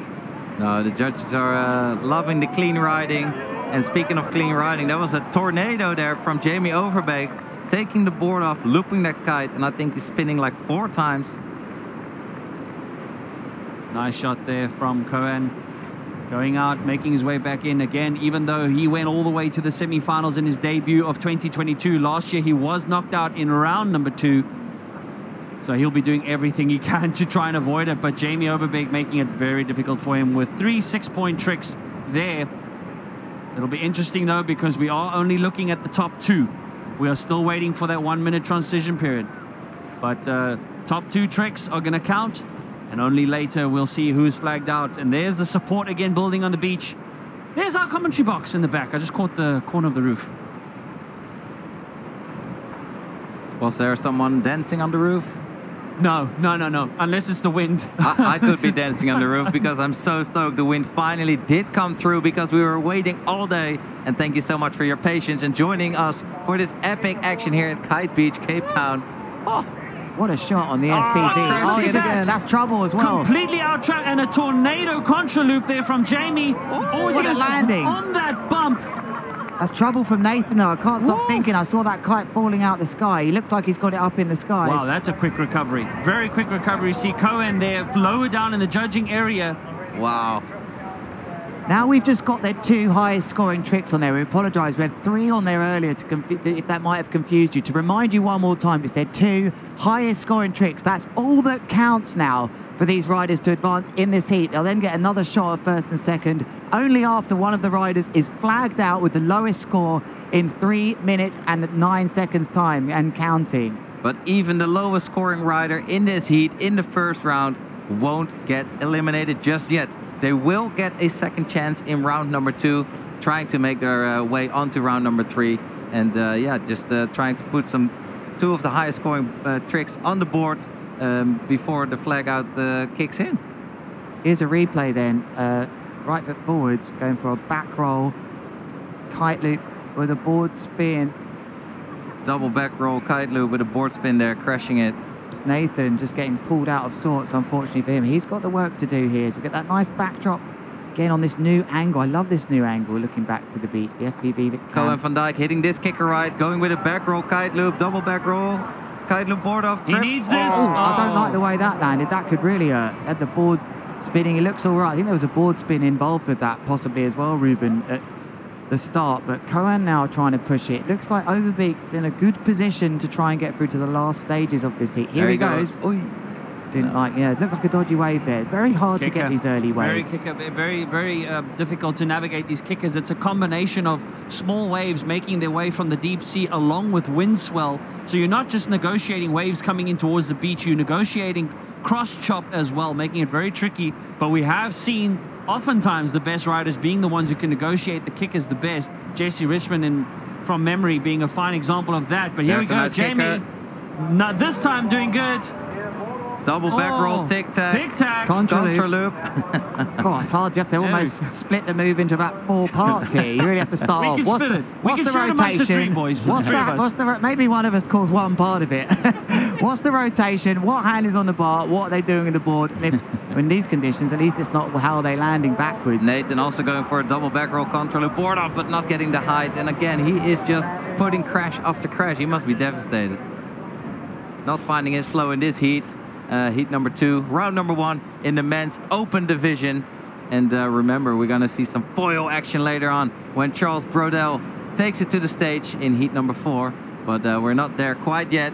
We are less than a minute to go until the flag out in this heat, where there's a 1-minute break. That was Carl on the beach.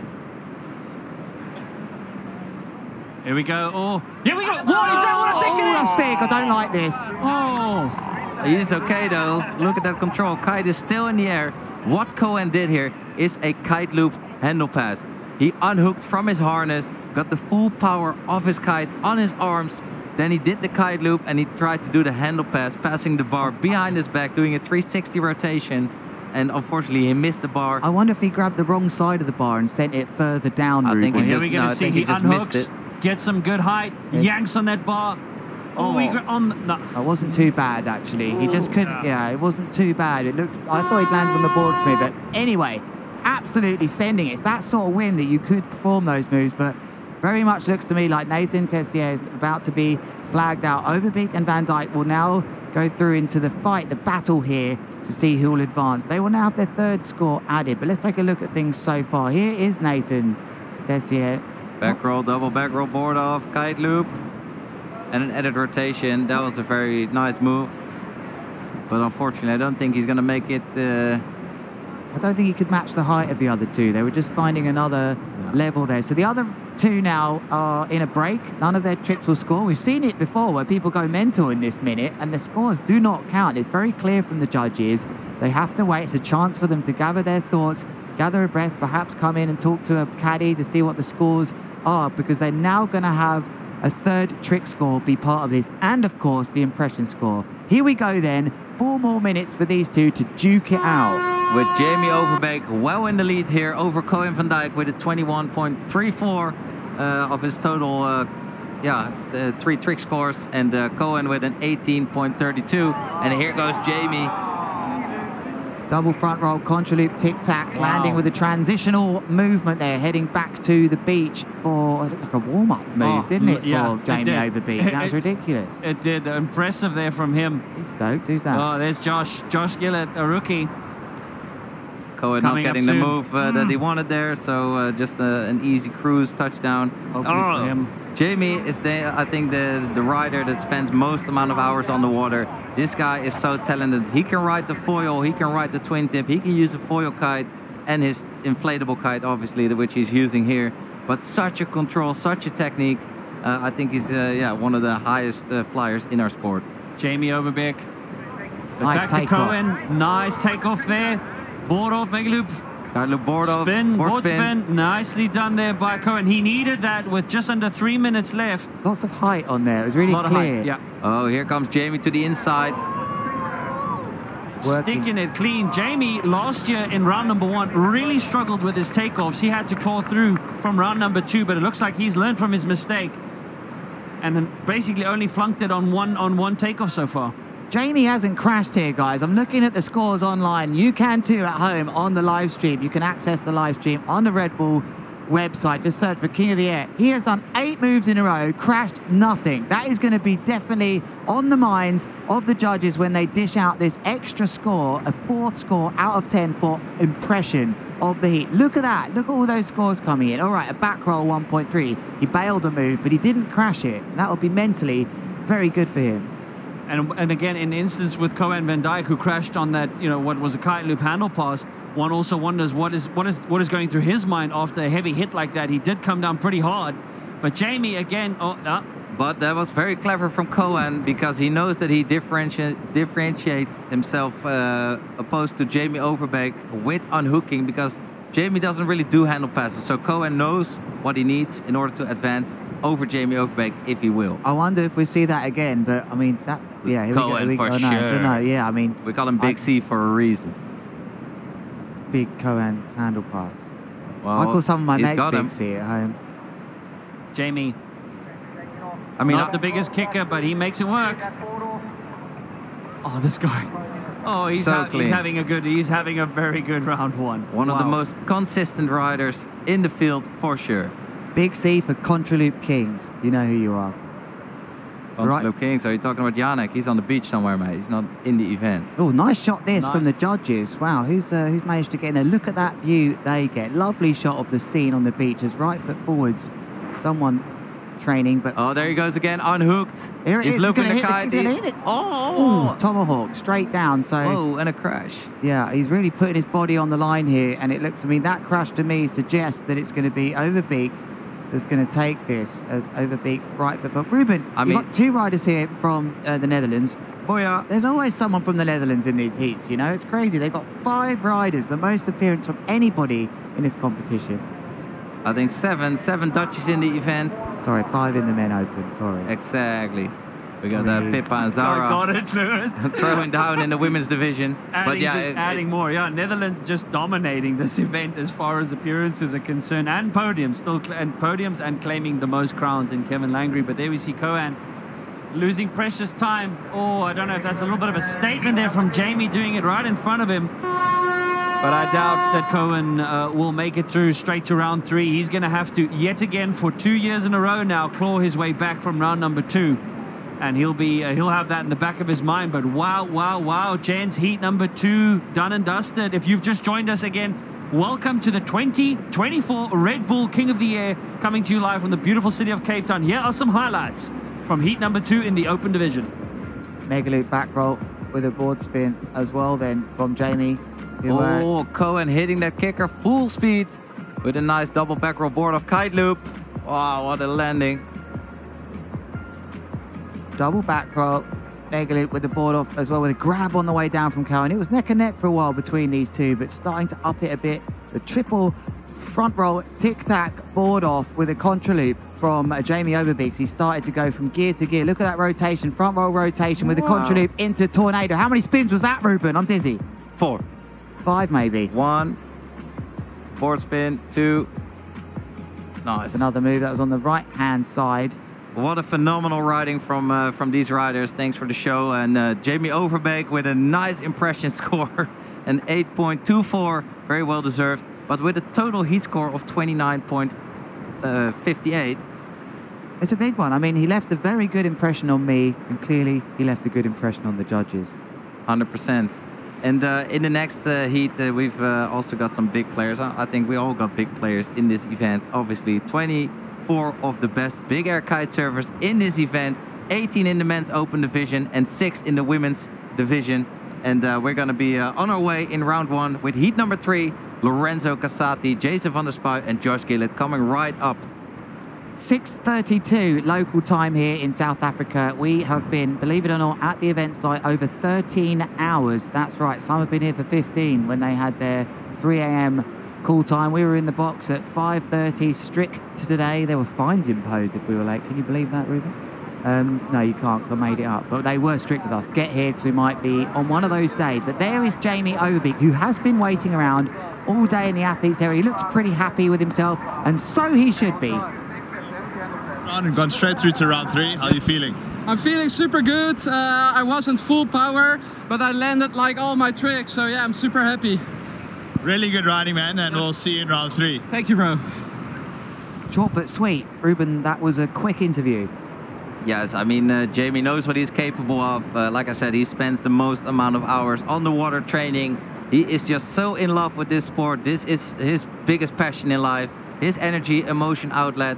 And you can just see that he is so in control of his tricks. Every takeoff, you just know he's going to fly straight up into the sky and bust out one of the most insane moves for us. Yeah, he's a unique breed, he is for sure. Lots of support from his parents as well, and his brother's very talented rider. Woo, boomer! What a heat we have here, Colin. Who have we got? Oh man, here we go. 2022 King Lorenzo Casati and podium finisher last year, back in the mix for his 3rd straight King of the Air. He's up against Jason van der Spuy, who made his first semi-final appearance last year, this being his 4th King of the Air, and our rookie, also local from South Africa, Josh Gillit, here for his 1st King of the Air appearance. Mouth-watering action. Jason had a storm of a round 1 last year, having moved straight through to round 3, claiming his first semi-final as well. He'll be super happy. Lorenzo Casati also with a very strong round 1 performance. Other than Jeremy, Lorenzo had the highest individual trick score last year. In round 1. No South African ever on the podium here at the King of the Air. One rider there, Jason van der Spuy. He has got the ability. I mean, they're all very good riders, but for me, if that guy's on fire, he's going to be the one the South Africans can cheer finally on the podium. And here we go with the green flag for heat number 3 in round number 1 of the men's division. Here goes Lorenzo Casati with a massive back roll board off kite loop and an added rotation, and just so controlled and steezy. What a move. You know, he has dominated the season so far, winning absolutely everything. He's been unbelievable. Oh, massive there by Josh Gillit. And again, he's a new name here at the 2024 Red Bull King of the Air. Oh, nice little control there of the landing. But Josh has had a good year as well. He finished 3rd in the qualifier in Tarifa, so he has got plenty of competition experience. Great to have some new talent here, especially from South Africa. Sorry, James, just a bit of bias there, but I guess I can. Of course, brother. And of course, we know that Lorenzo Casati is hungry for another win. He knows what it feels like to wear that crown.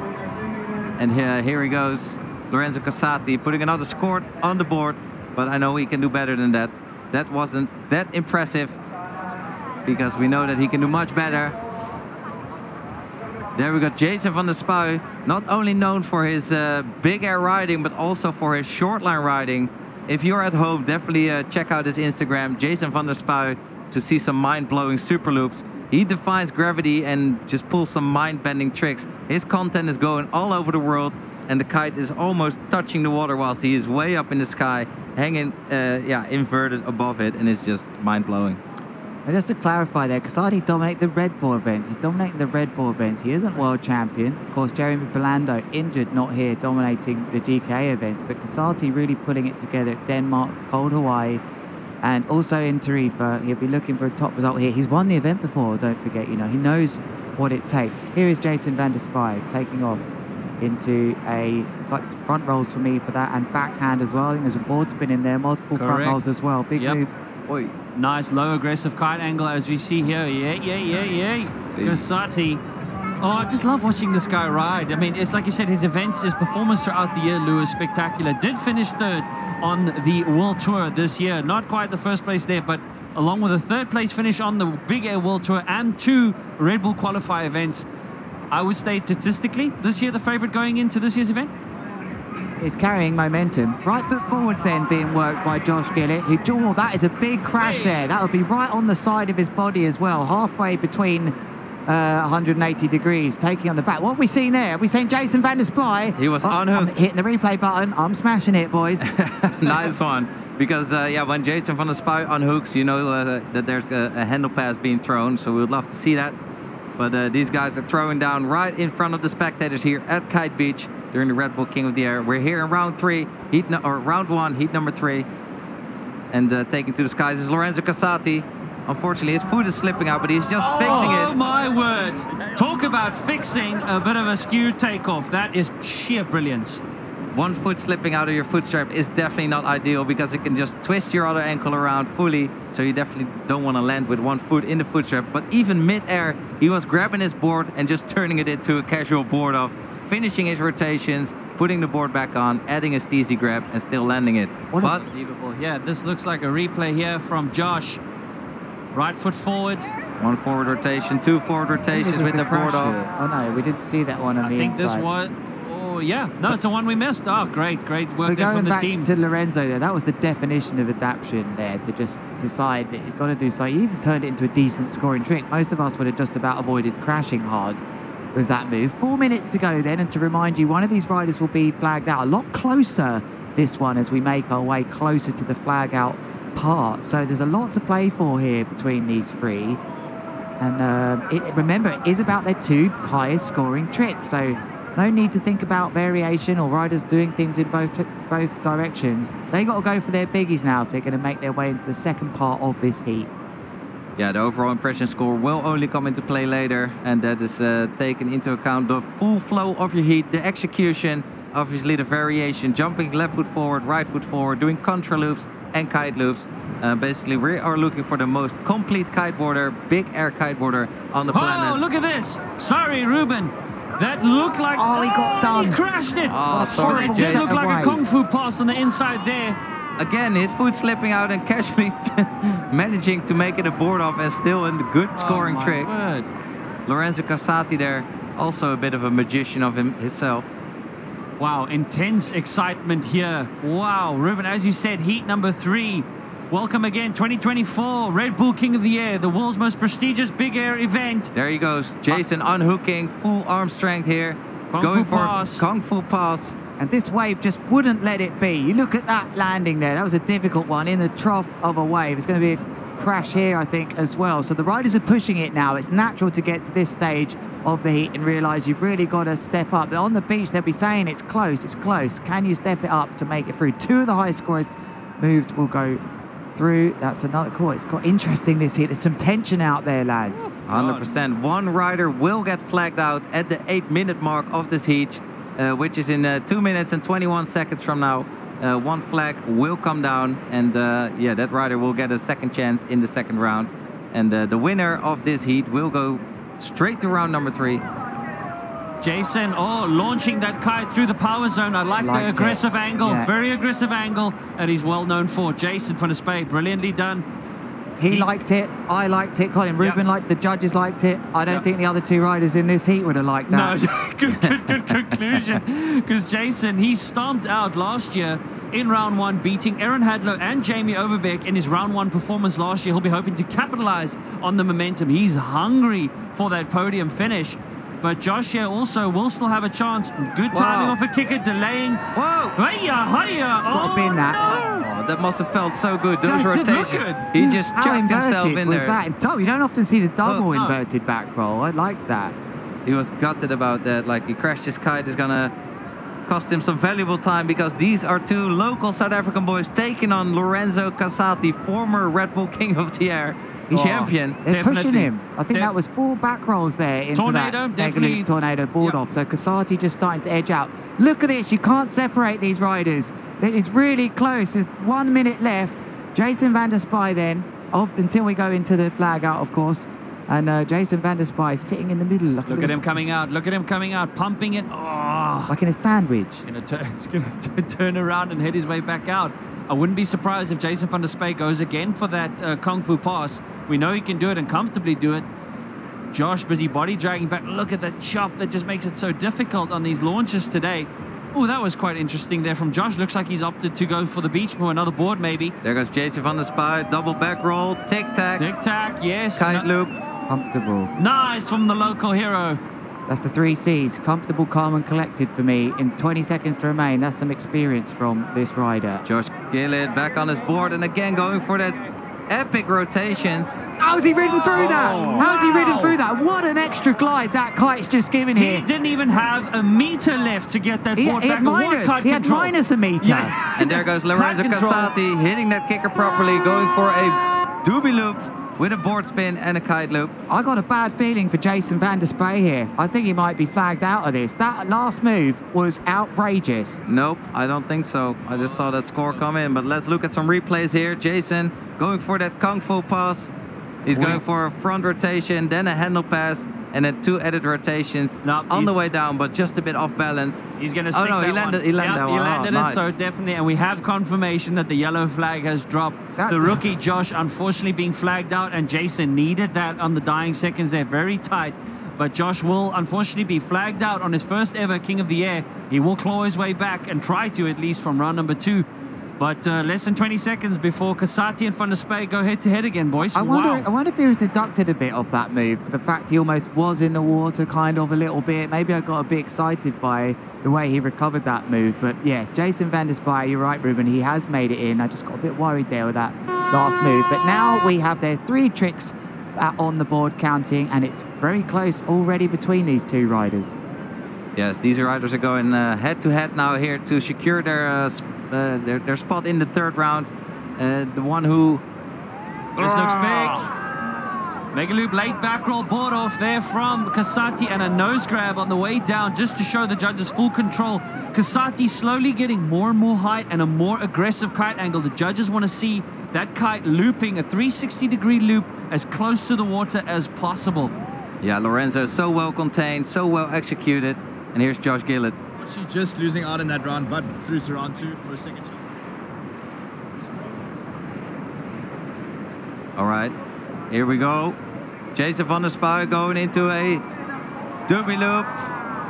Board off, but unfortunately getting a yank, losing his board and crashing that attempt. This is interesting for me, guys, because they're starting to find some good takeoffs off waves. Perhaps the tide has started to turn now, and the waves are jacking up a bit, but we're getting some nice takeoff. I mean, look at that, doesn't look great there, but they're starting to connect to some good ramps here. Well, that was a great shot there of Jason van der Spuy's father, David van der Spuy. What a legend here, also in Cape Town in the world of kiteboarding. Oh, just been so amazing. What a great family. But a very good point, Lewis. Oy. Nice height again here with a double back roll, tic-tac, added rotation and a loop for Lorenzo Casati. Not the lowest of kite angle. There's another shot of David van der Spuy. Jason's father steering on anxiously as this heat has less than 2.5 minutes remaining. But Lewis, very good point there, back on what you were saying about the swell. He needs a contra loop here, Jason van der Spuy. I'm looking at the scores online here. Loads of tricks for both of these riders, but he has got the unhooked move in the bag, which is different than his opponent, Casati. If he can get a contra loop in here, he has to be showing to the judges that he is edging out the impression score for me. Very good point. Very good point, Lewis. Love it. And I think the swells, yeah, also making it difficult. Not that many epic contra loops that we've seen, but just to add to that variety, there we go, van der Spuy in the black vest. It looks like he unhooked. Handle pass coming up. He doesn't stick it. Didn't have a lot of height on that one. Not sure if that was the best choice of trick, but Casati having to turn around and head back in as Jason is now obviously in his way. There's a good shot of Jason's kite. He should get it up comfortably as the judging tower looms in the background.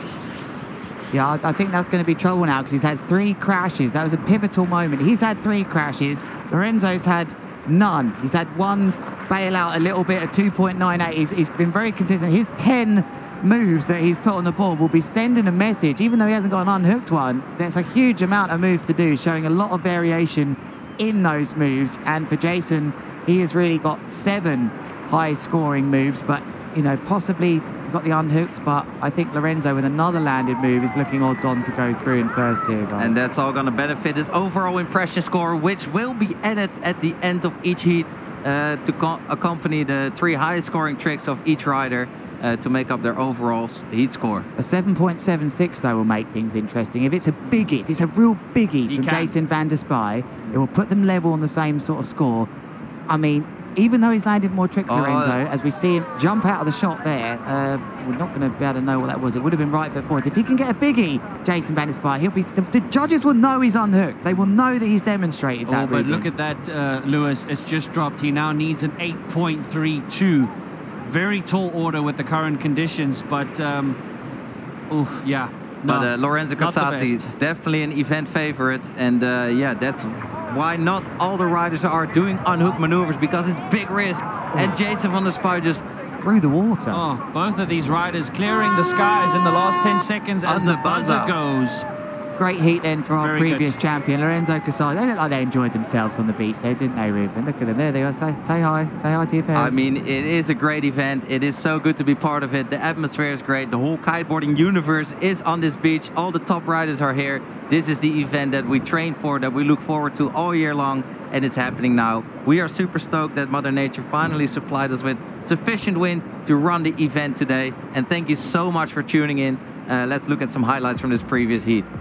Oh, Lorenzo Casati showing just why he nailed both Red Bull qualifier events this year. Got a lot of momentum coming in, and I do comfortably say he's made his way straight through to round number 3. That was a triple back roll kite loop for Jason van der Spuy, and there goes right foot forward.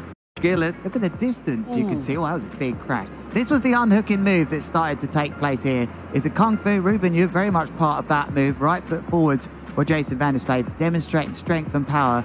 He stepped it up then. That looked like multiple back rolls with a kite loop and a tic-tac involved as well, but it just fell apart at the end, unfortunately for him. This man here, Lorenzo Casati, unbelievable. 13 tricks landed, Ruben, and it ended up being a bit of a stomper of heat. That's what you call in the Netherlands a stomper-domper, right? If you say so, bro. Stomper-domper. But yes, that is in fact true. I have invented some of the foundations of these tricks, such as the Kung Fu handle pass, a very fun move that I used to do, that I came up with about 15 years ago in Hawaii in 2005. I remember doing my first one, and it's just an incredible move that riders are still doing nowadays. They're adding 2 rotations to the trick, and they're just stepping up the whole game. I love this shot here. Sorry to call him. We've got this lovely shot of the mindset of Lorenzo Casati. No, he's just destroyed that heat. Calm and composed, not trying to go crazy. I don't think we're going to see any form of celebrations on the beach for him. He'll be poker-faced on the beach, just like, yeah, I've done my job there. He will want to win this event after not winning last year. You know, he's been there before. He wants to start entering the record books of the likes of Aaron Hadlow, Kevin Langare, people that have won this multiple times. Jesse Richmond, you know, he's got to be having that in his mind. He's got a lot of time left in his career here. Can he get into those record books? I definitely think he can, Lewis. He's young, he's got the energy, he's already got the record behind him. 3 riders in this year's event who will be fighting for the fourth place, second or more crown. So we've only had 3 riders who have claimed 2 crowns or more, so it'll be exciting to see these 3 riders who are in the mix here, who have that chance of getting their 2nd crown. Only 3, Lorenzo Casati, Andrea Principi, and Mark Jacobs. So, and speaking of which, in the heat number 4. Whoa, well, Ruben, I'm going to leave this to you to introduce this. I think we've all just had that realization moment in here. What's coming? Right. All right, not only the women's division are making history at the Red Bull King of the Air 2024.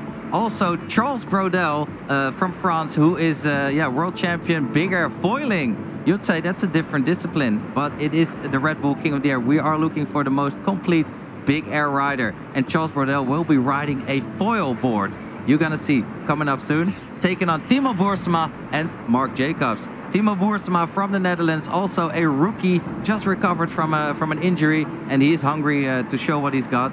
And like you said, Mark has won the crown before, and that was on his birthday in 2021. 2021, exactly. Ruben. It was an unbelievable final that Mark Jacobs had. This is Mark Jacobs' 9th King of the Air appearance. What an accomplishment there by him. So it's going to be exciting to see this matchup. Mark Jacobs, also the oldest rider here and most experienced, I definitely would say, as far as total events is concerned, at the 35 years of age, competing against these youngsters with a median average age of 21.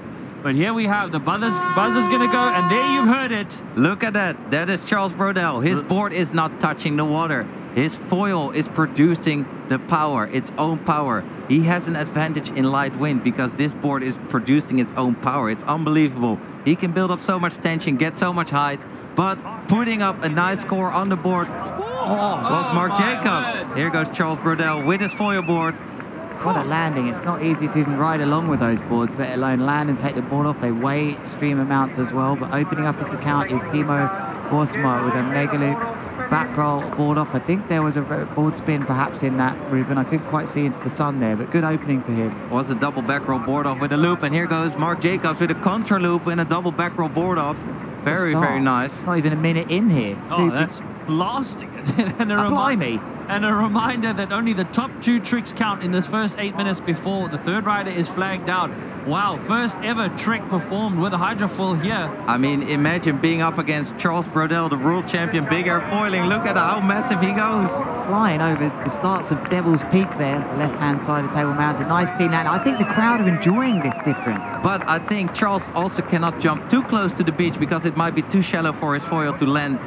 He might hit the sandbank. Good point. Very good point, Ruben, and that could influence his right foot forward, although that was a very good maneuver in right foot forward there. He just does it a bit further out, right? Oh, but the Frenchman here taking it down. Rookie appearance for him. Timo Boersema finds himself in his third King of the Air appearance, third consecutive King of the Air appearance.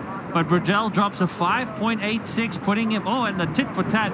Timo, look at these scores changing. Mark Jacobs with a nice front roll, board off, or a boogie loop, contra loop. The thing that's going to be hard for Charles Brodel is to get the kite nice and low from him, because he's on probably a smaller kite than the other riders, because he's got so much power, that foil generating its own power anyway. He's got lots of power, so that's going to be hard for him to get scoring high scores, I think, and that's reflected right now with his 5.86 and 4.67. He's getting lots of height, but remember, height has to be in relation to risk and extremity. 100%. Mark Jacobs, 2021 well-deserved champion. Oh, unbelievable. After the year before, in 2020, he fell out in a painstaking semi-final against Jesse Richmond. And then a year later, taking his first ever crown on his birthday, as you rightly said, Ruben. Unbelievable experience. And he's hungry. He's hungry for more. He's not letting the youngsters muscle him out. Starving. At 35 years of age, he wants more. He's desperate for more. But what a shot there, Brodel, yeah, on his foil. There we go. Oh, hardly even any speed. Look at the height he gets. Got rid of that move. Didn't quite fit. What you can also see there, Colin, sorry to interrupt, is that good point. It didn't really matter where he took off. He's not having to get in contact with the ocean surface. He just took off where he liked there. And here goes Mark Jacobs with a nice back roll kite loop, a board off. Not super height there. Perhaps the wind just coming down slightly. Again, another bailout here. I wonder if there's just a bit of funny wind. Lull. We have seen it before, Lewis, right in the front. Oftentimes, if you look at the shade on the water, it's kind of like these glassy patches.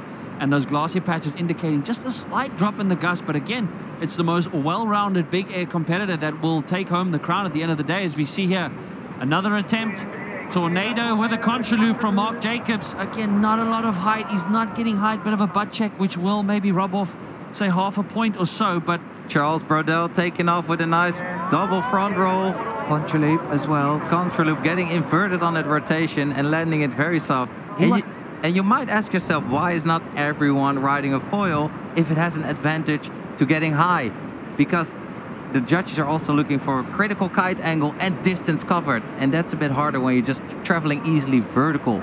Lovely technique. I really liked how he replaced his feet in that board there, Timo. 1 foot in first, almost like repairing a 1 footer. That was really calm and collected from Timo. I wonder if that's a critical time. Mark Jacobs incredibly down in third. We've seen a lot of him as the cameras have picked him up so far, but it's Brodel now in the lead with a 5.94. That's a high score. If we're on board now watching Charles Brodel, would be flying into the wind of that foil. Takes off. We're going to see a kite loop. Nope, he's just decided that wasn't worth it. But from this angle, the sea doesn't look so bad. Don't land on the sandbank. Don't wipe yourself out. But Brodel, they're currently in first place with a 5.94. He has been getting a lot of height on his jumps, but not the lowest kite angle.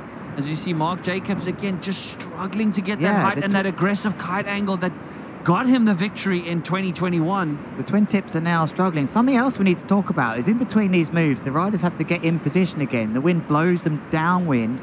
The foil can go upwind so effortlessly. Yeah, that gets him up into the competition box very easily. And unfortunately, Timo Boersema not sticking it together. He must be very frustrated. I saw him train in Brazil, another kiteboarding mecca, a month ago, and he's just getting so technical. He's getting back into his riding after recovering from an injury, and taking on Charles Brodel and Mark Jacobs is definitely no easy feat. Mark Jacobs, yeah, struggling a little bit as he sits in third. Mark Jacobs did have the highest overall impression score last year in round one out of all the riders in round one, so his variety is most certainly there in the bag. Brodel getting some nice height. I must say, not the lowest of kite angles for the amount of height that he's getting, and I think that's why he's not yet clipped the 6-point range. No, maybe that one could do it, though. Interestingly, none of the other riders have, though, which tells me maybe the wind has just come down slightly in this heat. It's suiting him. This is really suiting him, these conditions. I mean, I'll tell you what, you do not want to end up in third place here because you're going straight into a battle with Jason van der Spey. At the moment, it's Mark Jacobs going in there, but this could change that, Ruben. Tornado, contraloop, board off for Mark Jacobs, landing it clean. Not the highest of jumps, but definitely very technical. And a nose grab at the end. It's a Nick Jacobson style 1 foot here. Can he fix it? What is going on with that kite? His foot slipped out and he still went for the double rotation and the contraloop. The double Jacobson. If you are listening, Nick, wherever you are, we're missing you. I haven't seen you so much today. Love you, brother. Massively influenced things here at the Red Bull King of the Air. Former winner as well, Nick Jacobson, and a huge ambassador of the sport. But meanwhile, Charles Brodel, we've got 1 minute and 30 seconds left of this round 1 heat 4. Did his foot come out again? What a big deal. It must be so frustrating, just not timing the kicker well and taking off, and then your foot slips out. That's not ideal. And there goes Mark jumping to the inside, which is actually very, very good thing to mention, that Mark's favorite side to jump is actually to the right side. He had to relearn all his tricks jumping out because, yeah, that's just a better way to jump with the kickers, getting more height, and yeah, becoming Red Bull King of the Air. It was definitely one of his top goals, and he managed that in 2021. Unbelievable. I never forgot something you said to me, though, Ruben, about that, as we see Charles Brodel working another move. No, not that. You told me once when I said, oh, right foot forward at my home, I'm learning all this, left foot forward. You just said, look, mate, it's just the other way. It's just another trick. And the top professionals in the sport do see it as another trick. They don't think, oh, I got to go out the other way, my home spot's like this. They see it as another trick, and they come, they conquer it. So Mark Jacobs equally as good left foot and right foot, but yeah, if your home tack's the other way, you do have to put that a bit more in, but sometimes it can help you. Here we go then. Nicely timed kicker hit there from Timo Boersema, finally connecting the way. He's going to land it. He's got to land it. If he does, he's going to do it. That is brilliant. Low, aggressive kite angle there from Timo. Unhooking. Was this unhooking? This is unhooking from Jacobs. It's a kung fu handle pass. Oh, he's sticking it. Is it big enough to be in his top 2 tricks, though? This is what Jacobs needs. You think it's going to kick out a 5.3? It's possible. It's possible, Lewis. We saw Mark Jacobs use that exact same handle. Oh, that's a biggie. Brodel. That could just knock away. And it blind. On the buzzer, all 3 of these riders. This is going to be interesting. That. First time I'm actually not sure who's going to be flagged out. Wow. That was amazing. I'm glad I'm not a judge. Yeah. 0.072, lads, separating all 3 of these. But I think there's a score to come in from Timo, and I think Mark Jacobs' handle pass. Is that right? Handle pass has come in? Here, Timo Boersema going to the top spot. Look at the script being flipped there at the end of the 8 minutes. Has he really been flagged out? Is this going to be a heat with Jason van der Spey and Mark Jacobs in round 2? Are you kidding me? Yeah, Mark Jacobs has been flagged out of this heat, and now Charles Brodel and Timo Boersema will battle it out who advances straight to round number 3. Their top 3 scoring tricks and an overall impression score will be calculated in the next 4 minutes. Wow. 10 seconds before we get going again, and Timo, what an unbelievable change. That mega loop, low aggressive kite angle is exactly what he needed. This is a 3rd King of the Air appearance for Timo, 3rd consecutive appearance for him. He'll be very happy with that. But there goes the buzzer for another 4 minutes now. Here we go. 3rd score now comes into play, and that 4th overall impression score. Charles doing really well. I do think if Charles can go just a little bit lower on his kite loop angles, he could be dropping another 6 quite easily. Could he take perhaps lower lines, like smaller lines maybe? But Timo's in the groove here even. Not hitting it, but you can see that there's no overall impression score being added during that flag out period. It's just your top 2 highest scoring tricks. So that was in favor of Timo because he had a few crashes and Mark Jacobs had way more tricks on the board. But yeah, Timo just scored higher there. Mark just a bit unlucky. He's one of the older riders, but he's a bit more built. He's quite a strong guy. Those lighter wins would have been hard for him, but he will be thinking, oh, that was close. Charles, it looks like he's done a kite change, boys. I missed that. That looked like a kite change there from Charles. It's going to be interesting. Are we going to see the first doubles of the 2024 Red Bull King of the Air coming to you live from the beautiful city of Cape Town, South Africa? Air sloop on a hydrofoil. I don't think it's going to score much. Not going to score much, but it's a first. It is a first, but I could see the tactic. He's going for the impression score, but I'd be surprised if this scores much more than a 4.5. Yes, I agree with you there, Lewis. I don't think this is a good strategy to go for Charles Brodel because the small kite will enable him to loop twice or even do the S loop, but yeah, the kite angle and the power is just not what the judges are looking for. The judges were very clear. A single progressive power loop like that there from Timo. Triple back roll, kite Nice. loop with a board spin as well from Timo. I understand the tactic. He's going for impression score, and it's a double. That was a bit more like it, with a board or 1 foot as well. I can understand this strategy from Charles. He has to utilize what is unique to him. 100%. I mean, he just did a double kite loop board off, and at significant height. That was better. I enjoyed that more than the S loop. But it is very hard to get the distance going with the foil and a small kite. So, yeah, let's see how the judges are gonna end up scoring this. No score on the S loop yet. To be confirmed is on the live. So they're still out there debating that one big time in their room, and it's a big moment whatever they give that score. There drops 5.8. 5.08, so not a lot. It's not bad though. Yeah, but Timo's sitting in a bit of a comfortable first place, I would say.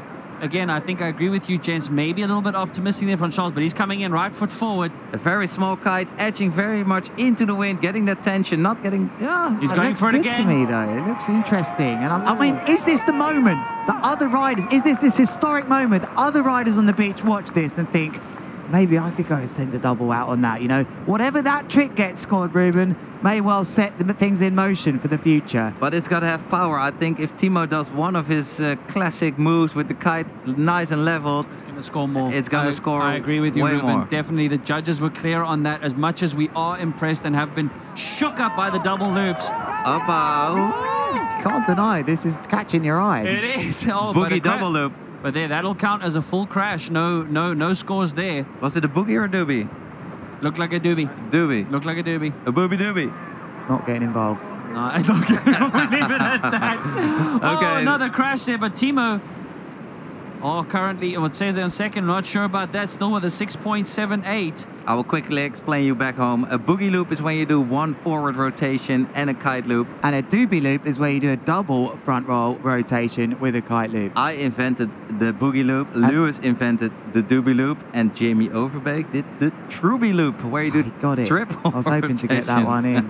That was the natural name for that one. But then there's a little bit of a hiccup going, which I'll explain to you in a bit. Oh, a little bit. A Contra S. I'm sorry, I was thinking about the... Nice. There goes the buzzer, James. I'd like to see a replay on that last move from Charles, We please. definitely will. We definitely will. But that is the end of heat number 4 in the 2024 Red Bull King of the Air. Wow. So sorry for the slight issue there on the graphics at the end, but we'll be back with the score shortly for you, gents. Interesting heat. The graphics just couldn't handle the fall. They couldn't work out. Here's Mark Jacobs, though, meanwhile, with the Contra there with a lot of variation in his move. He was very unlucky, but this foil really sent a message to the rest of the riders. Charles-Brodel, impressive. Are we going to see more riders on foils in the next year's event, you think? Contra loop here, double front roll as well. It does look very impressive, and he is the best in the world to do it. Oh, I like that rotation there. Lovely. This was one of my favorite moves from Timo there. 100%. Really controlled into that double front. Absolutely brilliant. That's a great shot there of our safety crew. Yeah, James Taylor and Greg Burdish, 2 big wave riding legends of the sport. Absolute legends, the kind of guys you want out there protecting your back on a day like this, keeping our riders safe as we see the public building more and more. But you can see judges taking their time with this one. This is a big one to see who will go straight through to round number 3. And history in the making, definitely. We saw the first rider compete in the Red Bull King of the Air on a foil board.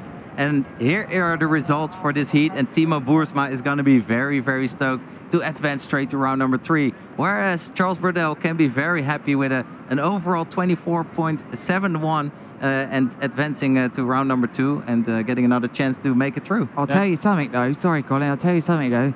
This guy Charles, he's dangerous. Timo, who had quite a slow start, especially in the first 8 minutes of this flag-out system, the unique flag-out system that we have here in round number 1, a format famous now in the King of the Air. But wow, wow, wow, look at that. Timo from the Netherlands edging out Charles-Brodel, first ever on the hydrofoil. Excellent score there by him, 6.88 on his overall impression, really nailing it down. I like that 6.78, that mega loop. It was definitely of the more vertical or horizontal mega loops that we've seen so far of the competition. That's what we love. We love the power, we love the height, the distance, the kite angle. That's what the Red Bull King of the Air is all about. This is extreme big air kiteboarding, and they are the best to do it. So we're gonna continue with the round number 1. Heat 5 is coming up shortly. And what is the wind doing, Lewis? I think we got an interview on the beach first. Charles, making history, first ever competitor in Red Bull King of the Air with a foil. Yeah. How was that for you? To be honest, when I was on the water at the beginning of my heat, I was stressed because the first time I show a foil to this competition. So yeah, I know that many people, like many foilers and friends, were looking at me. So I was a bit pressure at the beginning, and then I tried to release and sand a bit more. Yeah. And I was also stressed with the sandbank close from the shore. But yeah, let's see how many I finish. Well, great job, man. We'll see you in round 2. Yeah, see you. Thank you, Carl, on the beach there. Yeah, I mean, interesting to hear a lot of weight on his shoulders there, and we'll have a lot more to talk about as we go on through this heat. But heat number 5, round 1, who's in this one, Ruben? Wow, we've got Edgar Ulrich, who always loves to put on a show with his unique style and aerial acrobatics, I'd like to say. This guy is from another world. And then Lucas Ceruti, home ground stomper. He's looking very fit, also recovered from an injury, but looking like he's stronger than ever. And then we got rockstar Parker Sage from the USA on his reading kite, ready to take on these experienced riders. Yeah, Edgar Ulrich, multi-talented, of course, winning the event over in Brazil recently, but... on the buzzer, taking off, Lucas Ceruti on his fly server. Oh, that was a nice landing. Changing direction, right foot forwards here. But yeah, back to Edgar Ulrich, winner not only of kiteboarding competitions, but Love Island in France. He can do absolutely anything. Here he is on your screens here. Has taken off behind him. He's going to have to watch out when they land. But nice move from Edgar. Didn't quite catch that one, Ruben. Same. Edgar Ulrich. Colin? Anyone? Oh, no. No. We'll work it in there. We'll work it in there, boys. No. But Edgar Ulrich, with a sensational round 1 performance last year, edging out Andrea Principi by 0.02. Oh, yeah. Well remembered. 0.02. Great but memory. then Andrea Principi got one back at him in the semi-finals. So, but Edgar making the semi-finals last year. Here goes Parker Sage on a huge contra loop, triple forward spin with a board up what there. a landing there. Stomped it on brilliant. the wave. What a move for him. He must be over the moon with that. What I loved about was the speed of that contra loop. It wasn't quick, it was slow and round. Lucas Ceruti, not the takeoff and the height he was hoping for, but still stomping a trick on the board. He looks very, very confined. Very well controlled. He's been training harder than ever, physically and mentally, to be ready for the Red Bull King of the Air 2024. Oh, look at that great shot there from the boat cam.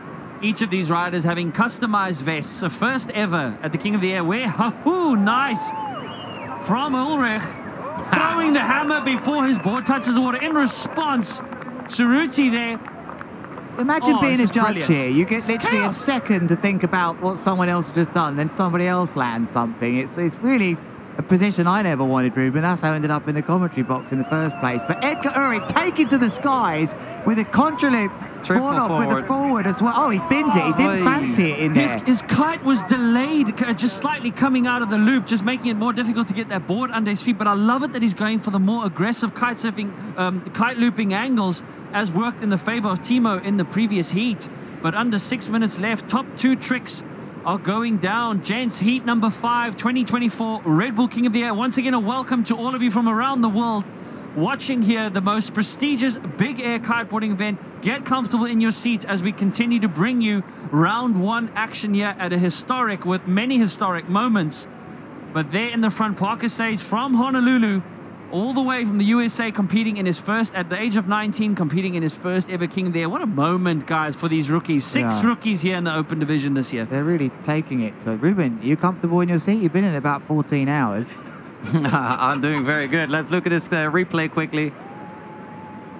Here goes Lucas Ceruti coming in with a boogie loop board off to the right foot forward and an added rotation, landing it clean. No, I was going to say I just met Parker's dad, James, on the beach and spoke to him. What a lovely, lovely man. And seeing his son compete at this world stage event, is a dream. Like, he's living in a dream, being here, seeing and feeling the atmosphere here, and seeing his son perform his best big air tricks. So, yeah, good luck to him.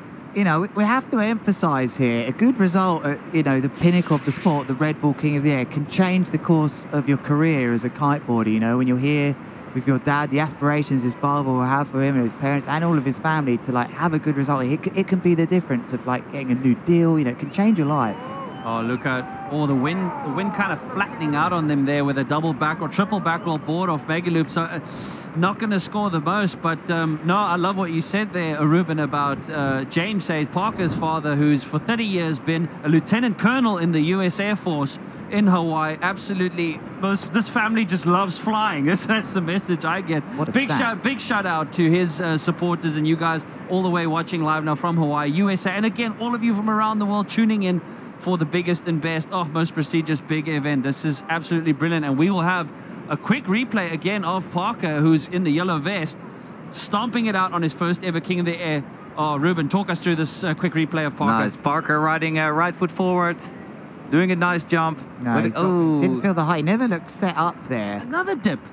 Same with Luca in that same area of the competition box. Do you know what was interesting with Luca is he pumped the bar on the way up. Yeah. It was almost like a tactic to get through that low. It wasn't a major move. Trying to generate more power. Who knows? A move like that scoring, even though it might not be part of their highest two trick scores, could really come into play, especially at the end of this heat when they look to impressions. But he made sure he got through it.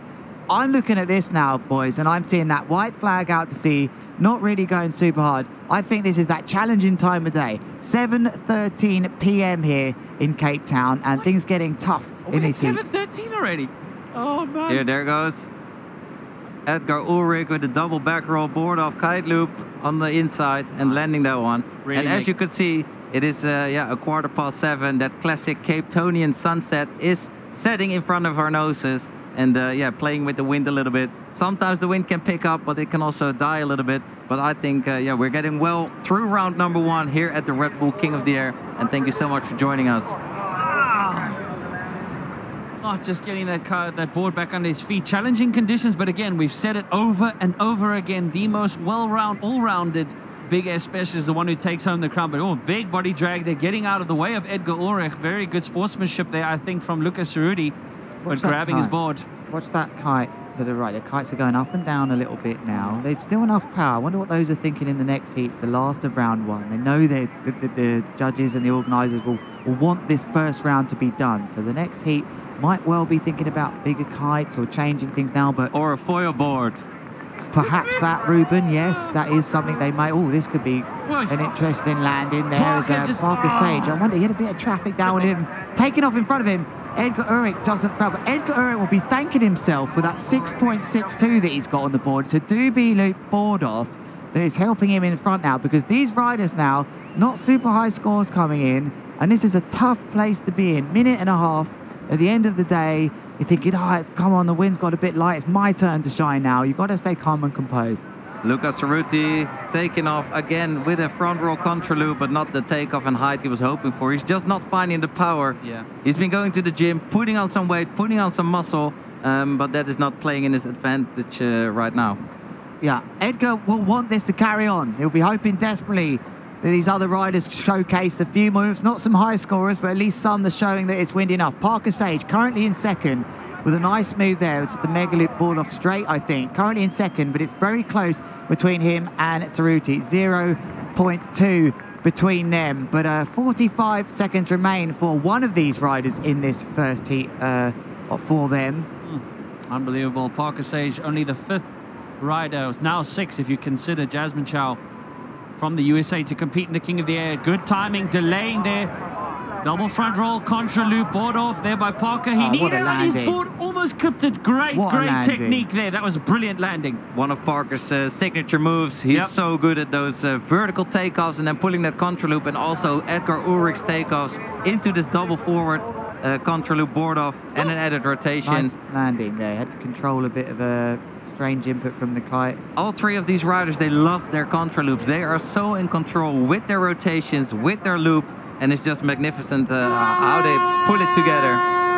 And that was the buzzer for the flag out moment. And it looks like Parker Sage is going to get flagged out, unfortunately. And will have to claw his way back in round number 2.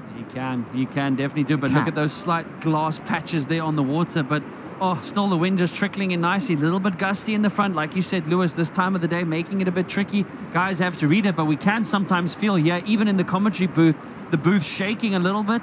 But we do have confirmation that Parker Sage, on his rookie debut here at the King of the Air, has been flagged out. He will, however, have a chance to fight back in round I mean, I two. feel like he was a bit unlucky there. The other two just must have had some moves a bit higher, a bit more powerful. He impressed me. He didn't have a bad heat. I'm looking at his tricks here. He landed maybe not as much as the others, but that's not what it's about. His two highest scorers tricks weren't quite enough. So he will slot in round two. He's going to be up against, got 3 seconds to work that out. He will go, I'm not even going to bother. And here we go.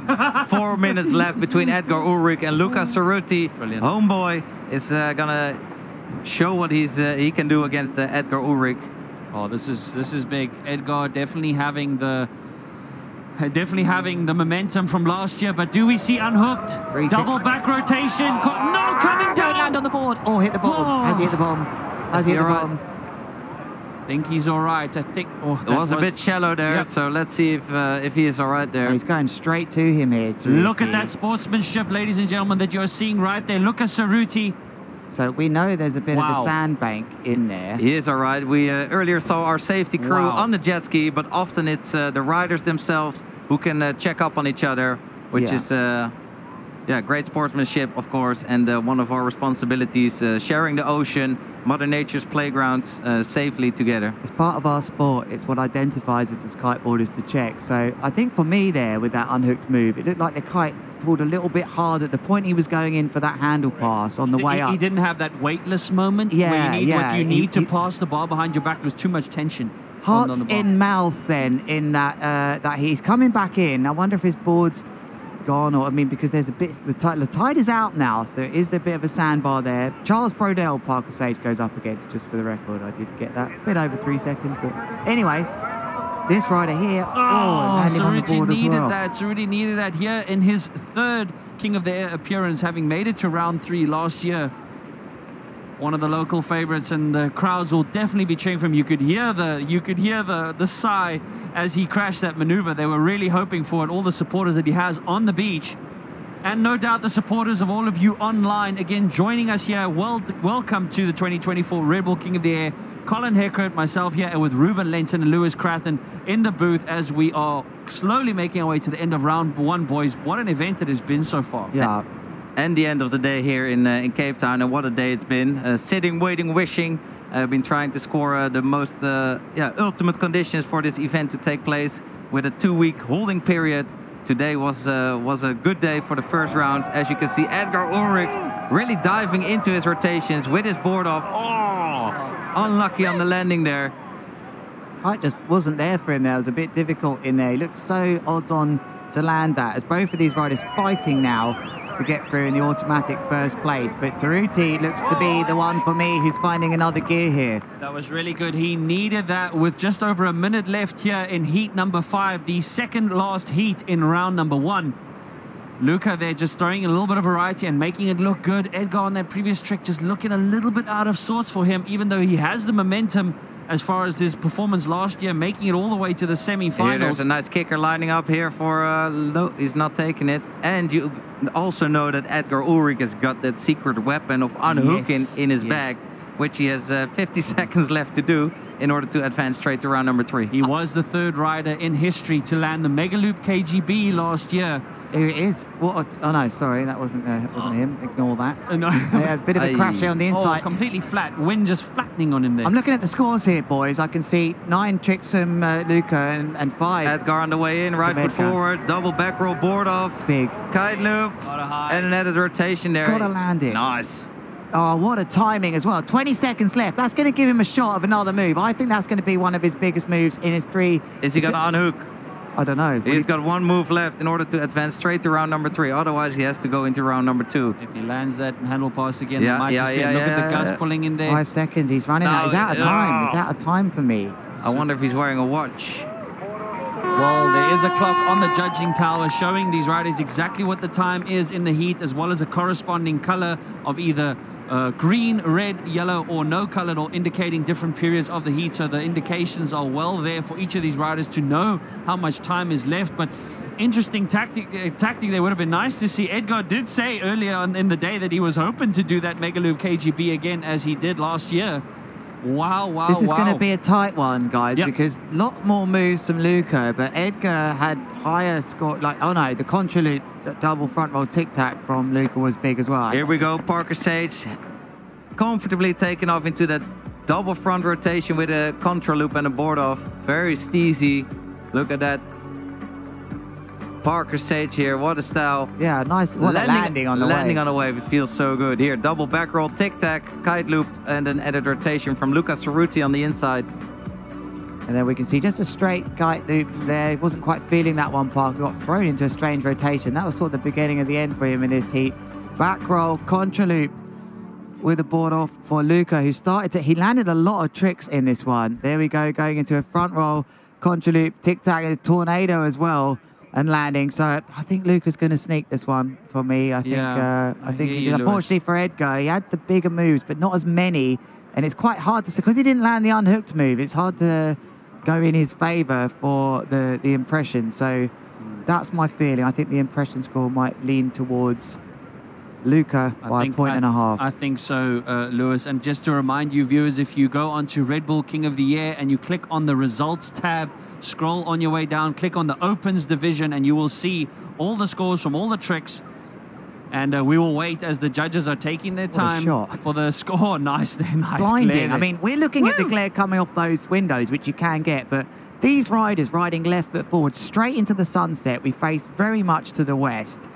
It's hard when you ride left foot forwards anytime after 6 p.m. out here. These guys are competing in the biggest event in the sport. Your eyes are absolutely nailed. I mean, look at that. I mean, it's hard enough to look at the screen, and it's difficult. So very contentious. We've got to say, we haven't had this decision in here yet about who's advanced in first between Edgar and Luca. It's very close.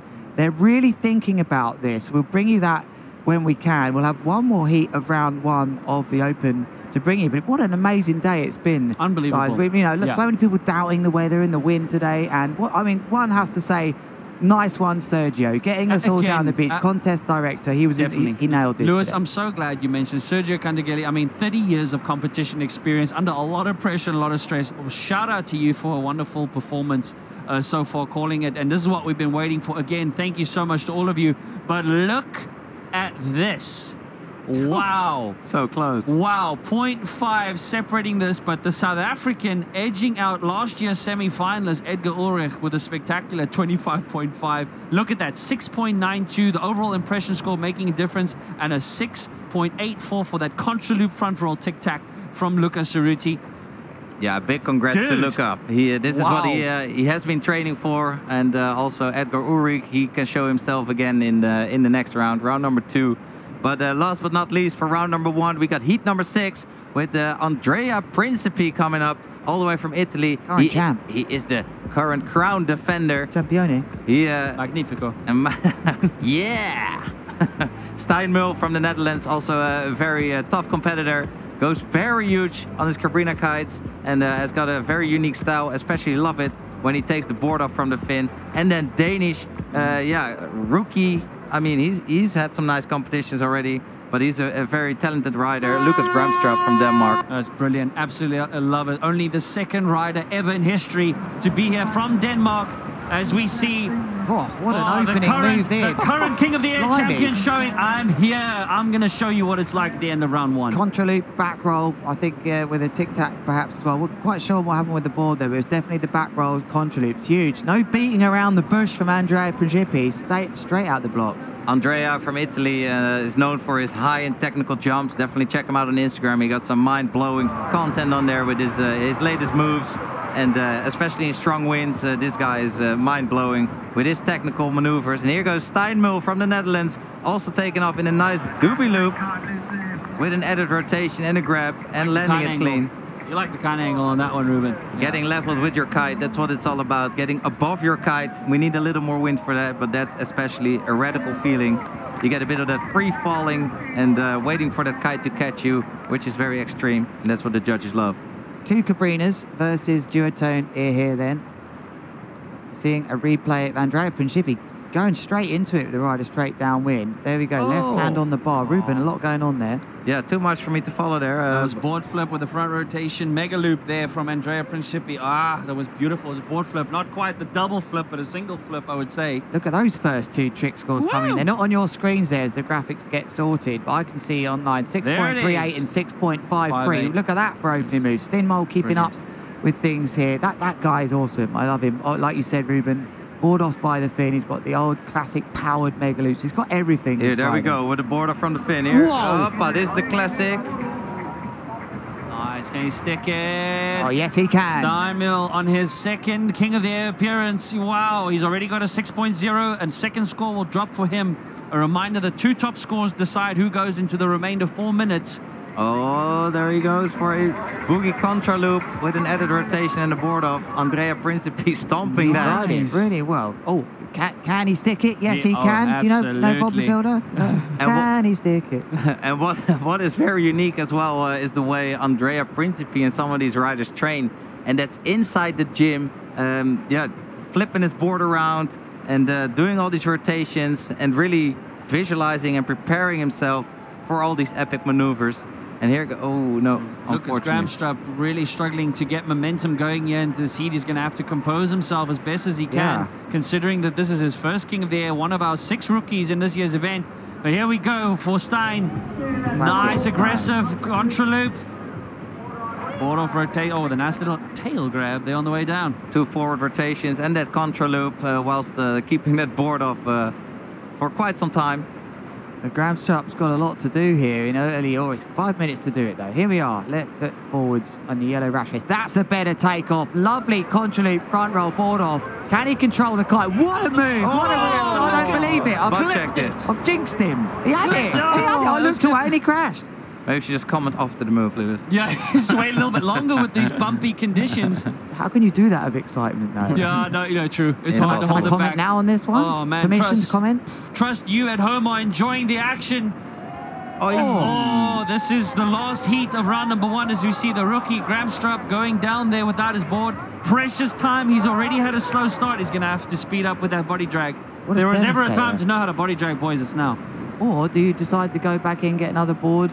And then, you know, he's close enough to that board. Here we go then, Andrea Principi, current Red Bull King of the Air, King of the Air champion, not world champion. He's had a tough year on the world tour, that's for sure, but he is currently the King owner right now. He's had a great start to things. The opening his account with 2 big 6s. Beautiful colors here in Cape Town with the magic hour going on as the sun is setting. And this event will run all the way until sunset because we have waited for the ideal conditions to kick off round 1. Oh, yes. Look at Andrea Principi. Another stomping landing. Maybe a replay on that one will be fantastic. I love that shot from the drone there. It showed the height that the riders can get. I mean, like we said, 10 years ago, we wouldn't be getting these heights. The equipment has allowed us to achieve this. You know, we've got about 25 knots, maybe 28. Yeah, this is the classic Stino. That's a doobie loop with a board up from the fin. They just weren't in there, but we've really seen the chop player factor already this year, James. Round 1 with the kickers being a little bit smaller, tight on top of each other. What a difference it makes, like you said, jinxed it because of the landing, but yeah, Here's a replay from Andrea Principi riding right foot forward, taking off with a back roll, double back roll board off, and a kite loop. Oh, full inversion there on the back roll without the board. He'll be happy. Magnifico. Look how long he was holding that grab there. Nose grab at the end as well. He was in control. He's edging out ahead here.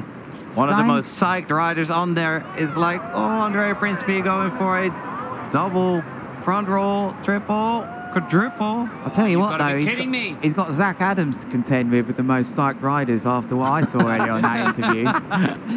There's already a prize probably up for that one as well. There we see. That's going down in history, that one. We see Stein heading out left foot forward towards the iconic Robben Island as the sun is setting, but that does look like, yep, it's Lucas.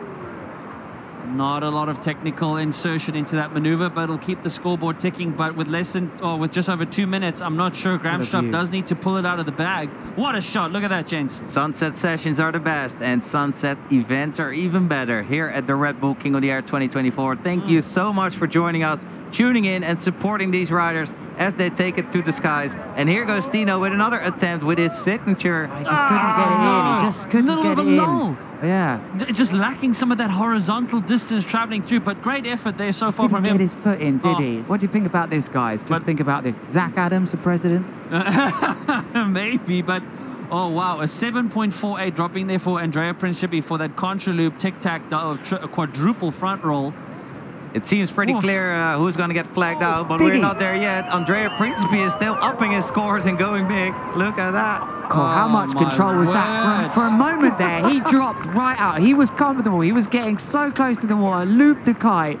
Was that the very technical back roll contra loop? I didn't quite catch the full one of that, but the height was very impressive. There goes Tino again. Finding that kicker, timing it well, and oh yeah, he is taking off. It was the contra loop. Double forward contra loop with a board off that's not going to up his score this time around. Andrea Principi, contra loop, triple back roll, tic-tac, and it's 7.18. He's working the sevens then, Andrea Principi, as this is big as well though from Gramstrup. Didn't get the board off. I don't think it's going to be a big score, but I think some wins come back here, Ruben. That tells me sevens, high scores coming in from the riders. Once you see them fly high and put some big scores on the board, that means that the wind has picked up a little bit. That's what it does when the sun sets a little bit and it cools off a little bit, and then the wind can play in our favor. There we see the Table Mountain with the tablecloth on there. Eventually, it came through here in the mother city, Cape Town. You're here with us, Colin Heckroot, Lewis Crathern, and myself, Ruben Lenton, talking you through the first round of the Red Bull King of the Air. We had the women's division. We were able to run 3 heats at some incredible level of riding from these 6 women. And now here at the last heat of round number 1 with the men open division. Oh, this has been absolutely brilliant as there goes the buzzer for the 1-minute transition period. Unfortunately for Lucas, he will be flagged out as he launches just a bit late, but still you hear the crowds cheering him on in this interim period. So exciting to see the rookies here. Yep, and the yellow flag will come down for him. He does have a chance to claw his way back in round number 2. So it's great to know that feeling that at least you can make your way back. But as we've already seen, round 2 is becoming a cutthroat round where it's just after that you'll be sent home with your bags packing if you don't make it to first place. What can he do here then? Let's look at this situation. Andrea Principi is on fire in this heat against Tino Mal. So what do you think he can do here, boys? He's got more tricks, Andrea, higher scores. Stein, what can he do to try and take over? What would you be thinking here, Ruben? I mean, it's not windy enough for double loops, I believe, which is also, some of these guys' favorite moves. What Tino can do, I mean, he's got Andrea Principi on his hands, so that's no easy feat. And he's got him where he wants him, doesn't he, Andrea? Definitely. No, he's got him in a combo situation. When you saw that he's needing at least an 8.5 points in order to get to first place. Don't think it's going to happen in these conditions. Right foot forward from Andrea Principi, front roll, board off, double rotation front, triple rotation front. With a mega loop, he's in the mood. Stoke is winning today, that's for sure. I'll tell you what, he's angry, and when this boy's angry, it's curtains for the others. He's like, they're not catching me, I'm gonna send it. Well, that's big, though. This is big here from Stein. Nice there, late back rotation with the nose grab, board off. Oh, that should drop away here, 6.08. If I looked at the lines are nice. I don't know if he had the height though, so maybe I'm gonna have to go back on that. It was only one rotation though. Yeah, true, but tidy. Committed. I love the commitment, the risk factor I think that he threw into that one. Cloud, look how far down the cloud was in the background there. It was almost halfway down to the city. Wonderful sight then of this sunset. What a moment for even the crowd and all the riders. They won't be thinking too much about the sunset, but here we go then. Here goes Stein. Jumping to the inside, which he needs for his overall impression score for sure, in order to try and take on Andrea Principi here. I think he got done with a wave on the inside. He can unhook as well. Are we going to see that perhaps? You know what, Lewis, when you asked that, I thought a very big high handle pass could be the thing here that maybe puts Stein in, but it's going to have to be high, it's going to have to be big. He's going to need another trick as well, like you mentioned, the combo situation. Yeah. But I think if you look at the kickers, you look at the kind of wind that we have, the handle pass would be the easier one to go for. But on the inside, yeah, Andrea Principi, as the sun has basically set on these gents. Back roll kite loop with a tic-tac there, not too high, but yeah, good for his overall impression score. But does Andrea unhook as well? I don't think he needs it because he's just going so phenomenally big and technical. Yeah, Tino will definitely have to unhook if he wants to try and up his scores here. At 20 years of age, Andrea Principi already in his 3rd King of the Air, showcasing, it's amazing. And he's had straight podium finishes in the first 2. No, sure about those stats? Doesn't sound right. It's crazy. But here we are, less than 2 minutes. Andrea in the blue vest, Steinmel in the black. The sun has set here in the beautiful city of Cape Town. There he gets just a little bit of a word. I think he'll be happy with the performance so far. Okay, here we go. Left foot forward, heading towards the sun that has just set. He's unhooked. This is the first ever unhook for Andrea Principi. He's going to take it. Landing it. If this is he can do it. He can do it. We're talking about Steinmel, and he's just gone out there and just blown a massive one. He had to show everyone. I don't believe it. Stein responding with a front roll board off contra loop, not landing it. First ever we've seen Andrea Principi unhook. What a strength, Colin. As again, he sent that across. It went through the window. It was still pulling. I think he's on the Rebel D-Lab. That thing pulls hard. And he's still, what a strength of training to perform that handle pass. Absolutely. Then it wasn't over. He had to hold on for that kite loop as well. Stein must be like, what have I got to do here to try and get back into this thing? I mean, not only Stein is like, what am I going to do? But I think this is a message from Andrea to the rest of the fleet. To the rest of the fleet and the judges to see, I am the most complete kiteboarder in the world. I go the biggest, I go the most technical, and I do handle pass as well. I do unhook. So let's see what he's got for us here. Here's a replay of that handle pass. He unhooks straight on the arm strength. He flicks himself up, passes that bar. He had a lot to do. And I got to say, boys, a lot of people in this industry thought that unhooked riding was over, you know. No. But it is here to stay. And there's a bit of a crash there from Stein. It is here to stay. There is a reason why it's so respected. It's still included in the big air discipline. And it is strictly unhooked and hooked. Yeah, and I cannot wait to see the riders going from hooked to unhooked. This is something Aaron and I came up with, I think 10 years ago.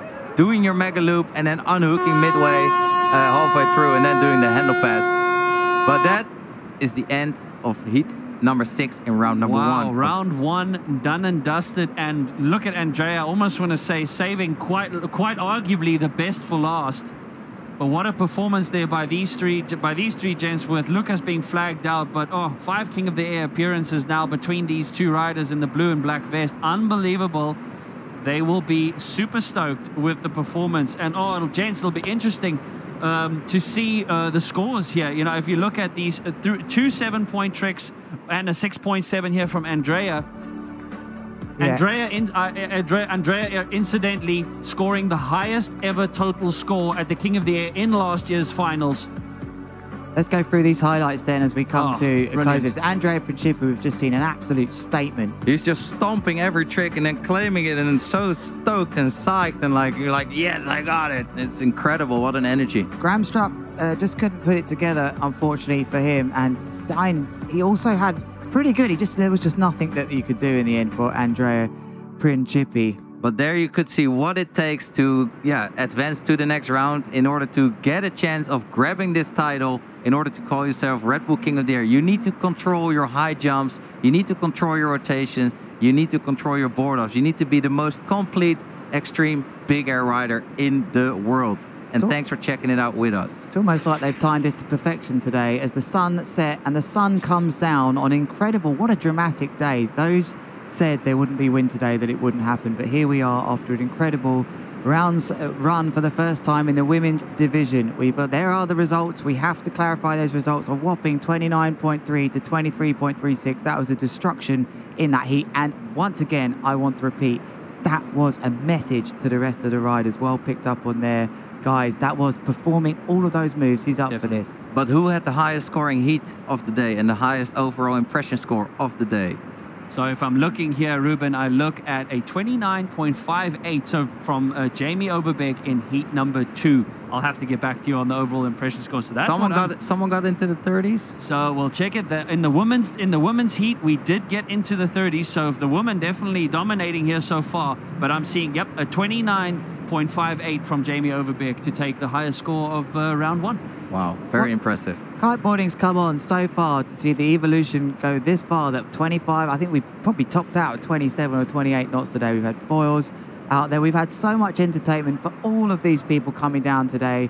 in this beautiful location here at Kite Beach in Cape Town. You've joined us as well online, and we're so grateful that you have done, and you've waited patiently, and it's a great message as we see here. Stein, who knows he will go in against Nathan Texier into heat number 10, boys, but he done as good as he can. I mean, it was unstoppable, Andrea Principi. No, it was, and yeah, just some feedback as well. Heat number 3 saw the highest overall impression score of an 8.26 from Lorenzo Casati.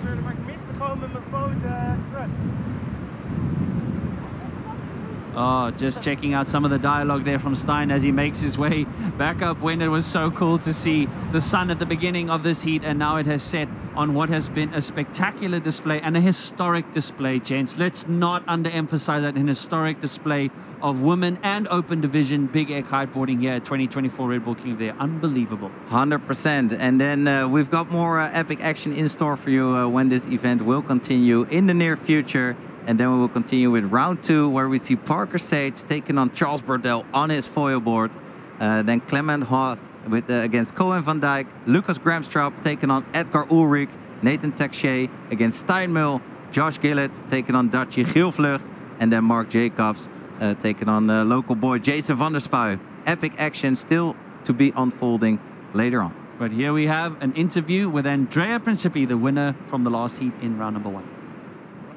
It's ecstatic, man, ecstatic. The defending champ, not disappointing, man. Well done, that was an incredible heat. Yeah, man, it was epic, man. It's so good to back riding King of the Air, yeah, man. It's like the day of the year, you know. It's the day of the year. Yeah, man, I know you train all year round just for this event. Obviously defending your title from last year. What does it mean to you coming back here to Cape Town and showing us all your moves? Man, to me means give it all, man. I understand that if I want to get it and keep it, you know, I need to give it all. And that was the warm-up, you know. Still, I need to give it all. It was like the 50%, so just stay tuned for the more action. Yeah, man. Beautiful, man, beautiful. Wait. The trap is coming back. The real trap is coming back, man. Yeah. Nice one, brother, nice one. See you round 3. Yes, sir. Wow. Raw emotion there from the current and defending big air King of the Air champion. So how can you not love that? No, every interview, epic, man. Yeah, so what energy, and you know, the sun has set, but the energy has definitely not yet at the 2024 Red Bull King of the Air. So, gents, again, just some takes again on Andrea's heat. I mean, an epic Saturday afternoon, Saturday evening, well into the sunset with an epic kiteboarding display from some of the best kiteboarding athletes in the world. And I really enjoyed it, and I really want to thank our dear sponsors for joining us to make this event happen, to push our sport to new heights. That's what these riders are doing. It's a really tight community. We are all friends, but we also love landing new moves and pushing each other to new heights. So big thanks to Maui Jim for joining us, Subaru, Nord and Mystic. And let's take another look at the competition. Look at this, gents. Look at this. Yeah, so let's start with round number 3, gents. Who were the guys who made a statement in round number 1? Lewis, what do we have in heat number 13, round 3? Well, Zach Adams making his way through. What a moment that was for him. He was very strong, but he didn't seem bothered at all or phased to be in such a huge event. Jamie Overbeek needs no introduction, looks very calm and collected as well. You know, Casati was good. Boersema, I think we need to talk about him. What a performance that was for him, you know, against Mark Jacobs, a previous winner, and Charles Brodel. I think this is going under the radar that he won that heat. No, I think so too, and I think it's just exciting to see the matchups that we've already seen go down here. But like Timo just pulling it out of the bag in the last minute, you know, had a bit of a slow start, picked up momentum, horizontal kite angle, I think taking the day. But is that classic Dutch raw style? Oh yeah. If it ain't Dutch, it's Lewis Hamilton. Ooh, painful there, mate. Keep pushing, guys. Don't worry about this. Sorry. But this is incredible. So Lucas Ceruti also straight through. Andrea also through to round number 3. Round 2, you see there, those guys will be battling it out with a couple of rookies in there, a couple of names you definitely wish they had not been there at all. But gents, just some quicker final words, just quickly from your guys' side. I think everybody, especially the women who kicked off this event when the wind was still pretty light, but they managed to show us some epic tricks, land their kite loop board offs, their contra loops. They made history for being part of this event. They've trained over the past years, really showed us what they can do, what they're capable of, and that's given us an epic big air show. So thanks for that to all the women. I think for me, guys, it's been a reminder today that you just never know what Mother Nature's really going to do. We were all here today on a very difficult forecast. You've got to be in it to win it. Boy, were we in it today, down here from stupid o'clock in the morning, and it delivered. Another reminder that we are in the windy place in the world, one of the capitals of the world, the Cape Doctor provided once again. Absolutely. No, gents, it's been an absolute pleasure and honor again, once again, bringing you to round one and a historic 3 heats from the women's division. But that is the end of the day for us here at the 2024 Red Bull King of the Air. We will bring you some highlights now, but please stay tuned. We are on standby for tomorrow to continue off with round number 2. We are hoping the wind will pull through. Please stay tuned and keep spreading it at hashtag Red Bull King of the Air, the world's most prestigious big air kiteboarding event. Stay tuned. We'll be back with you hopefully soon. Thumbs up for the wind. But thank you so much for joining us on what has been a historic day here at the 2024 Red Bull King of the Air. See you soon.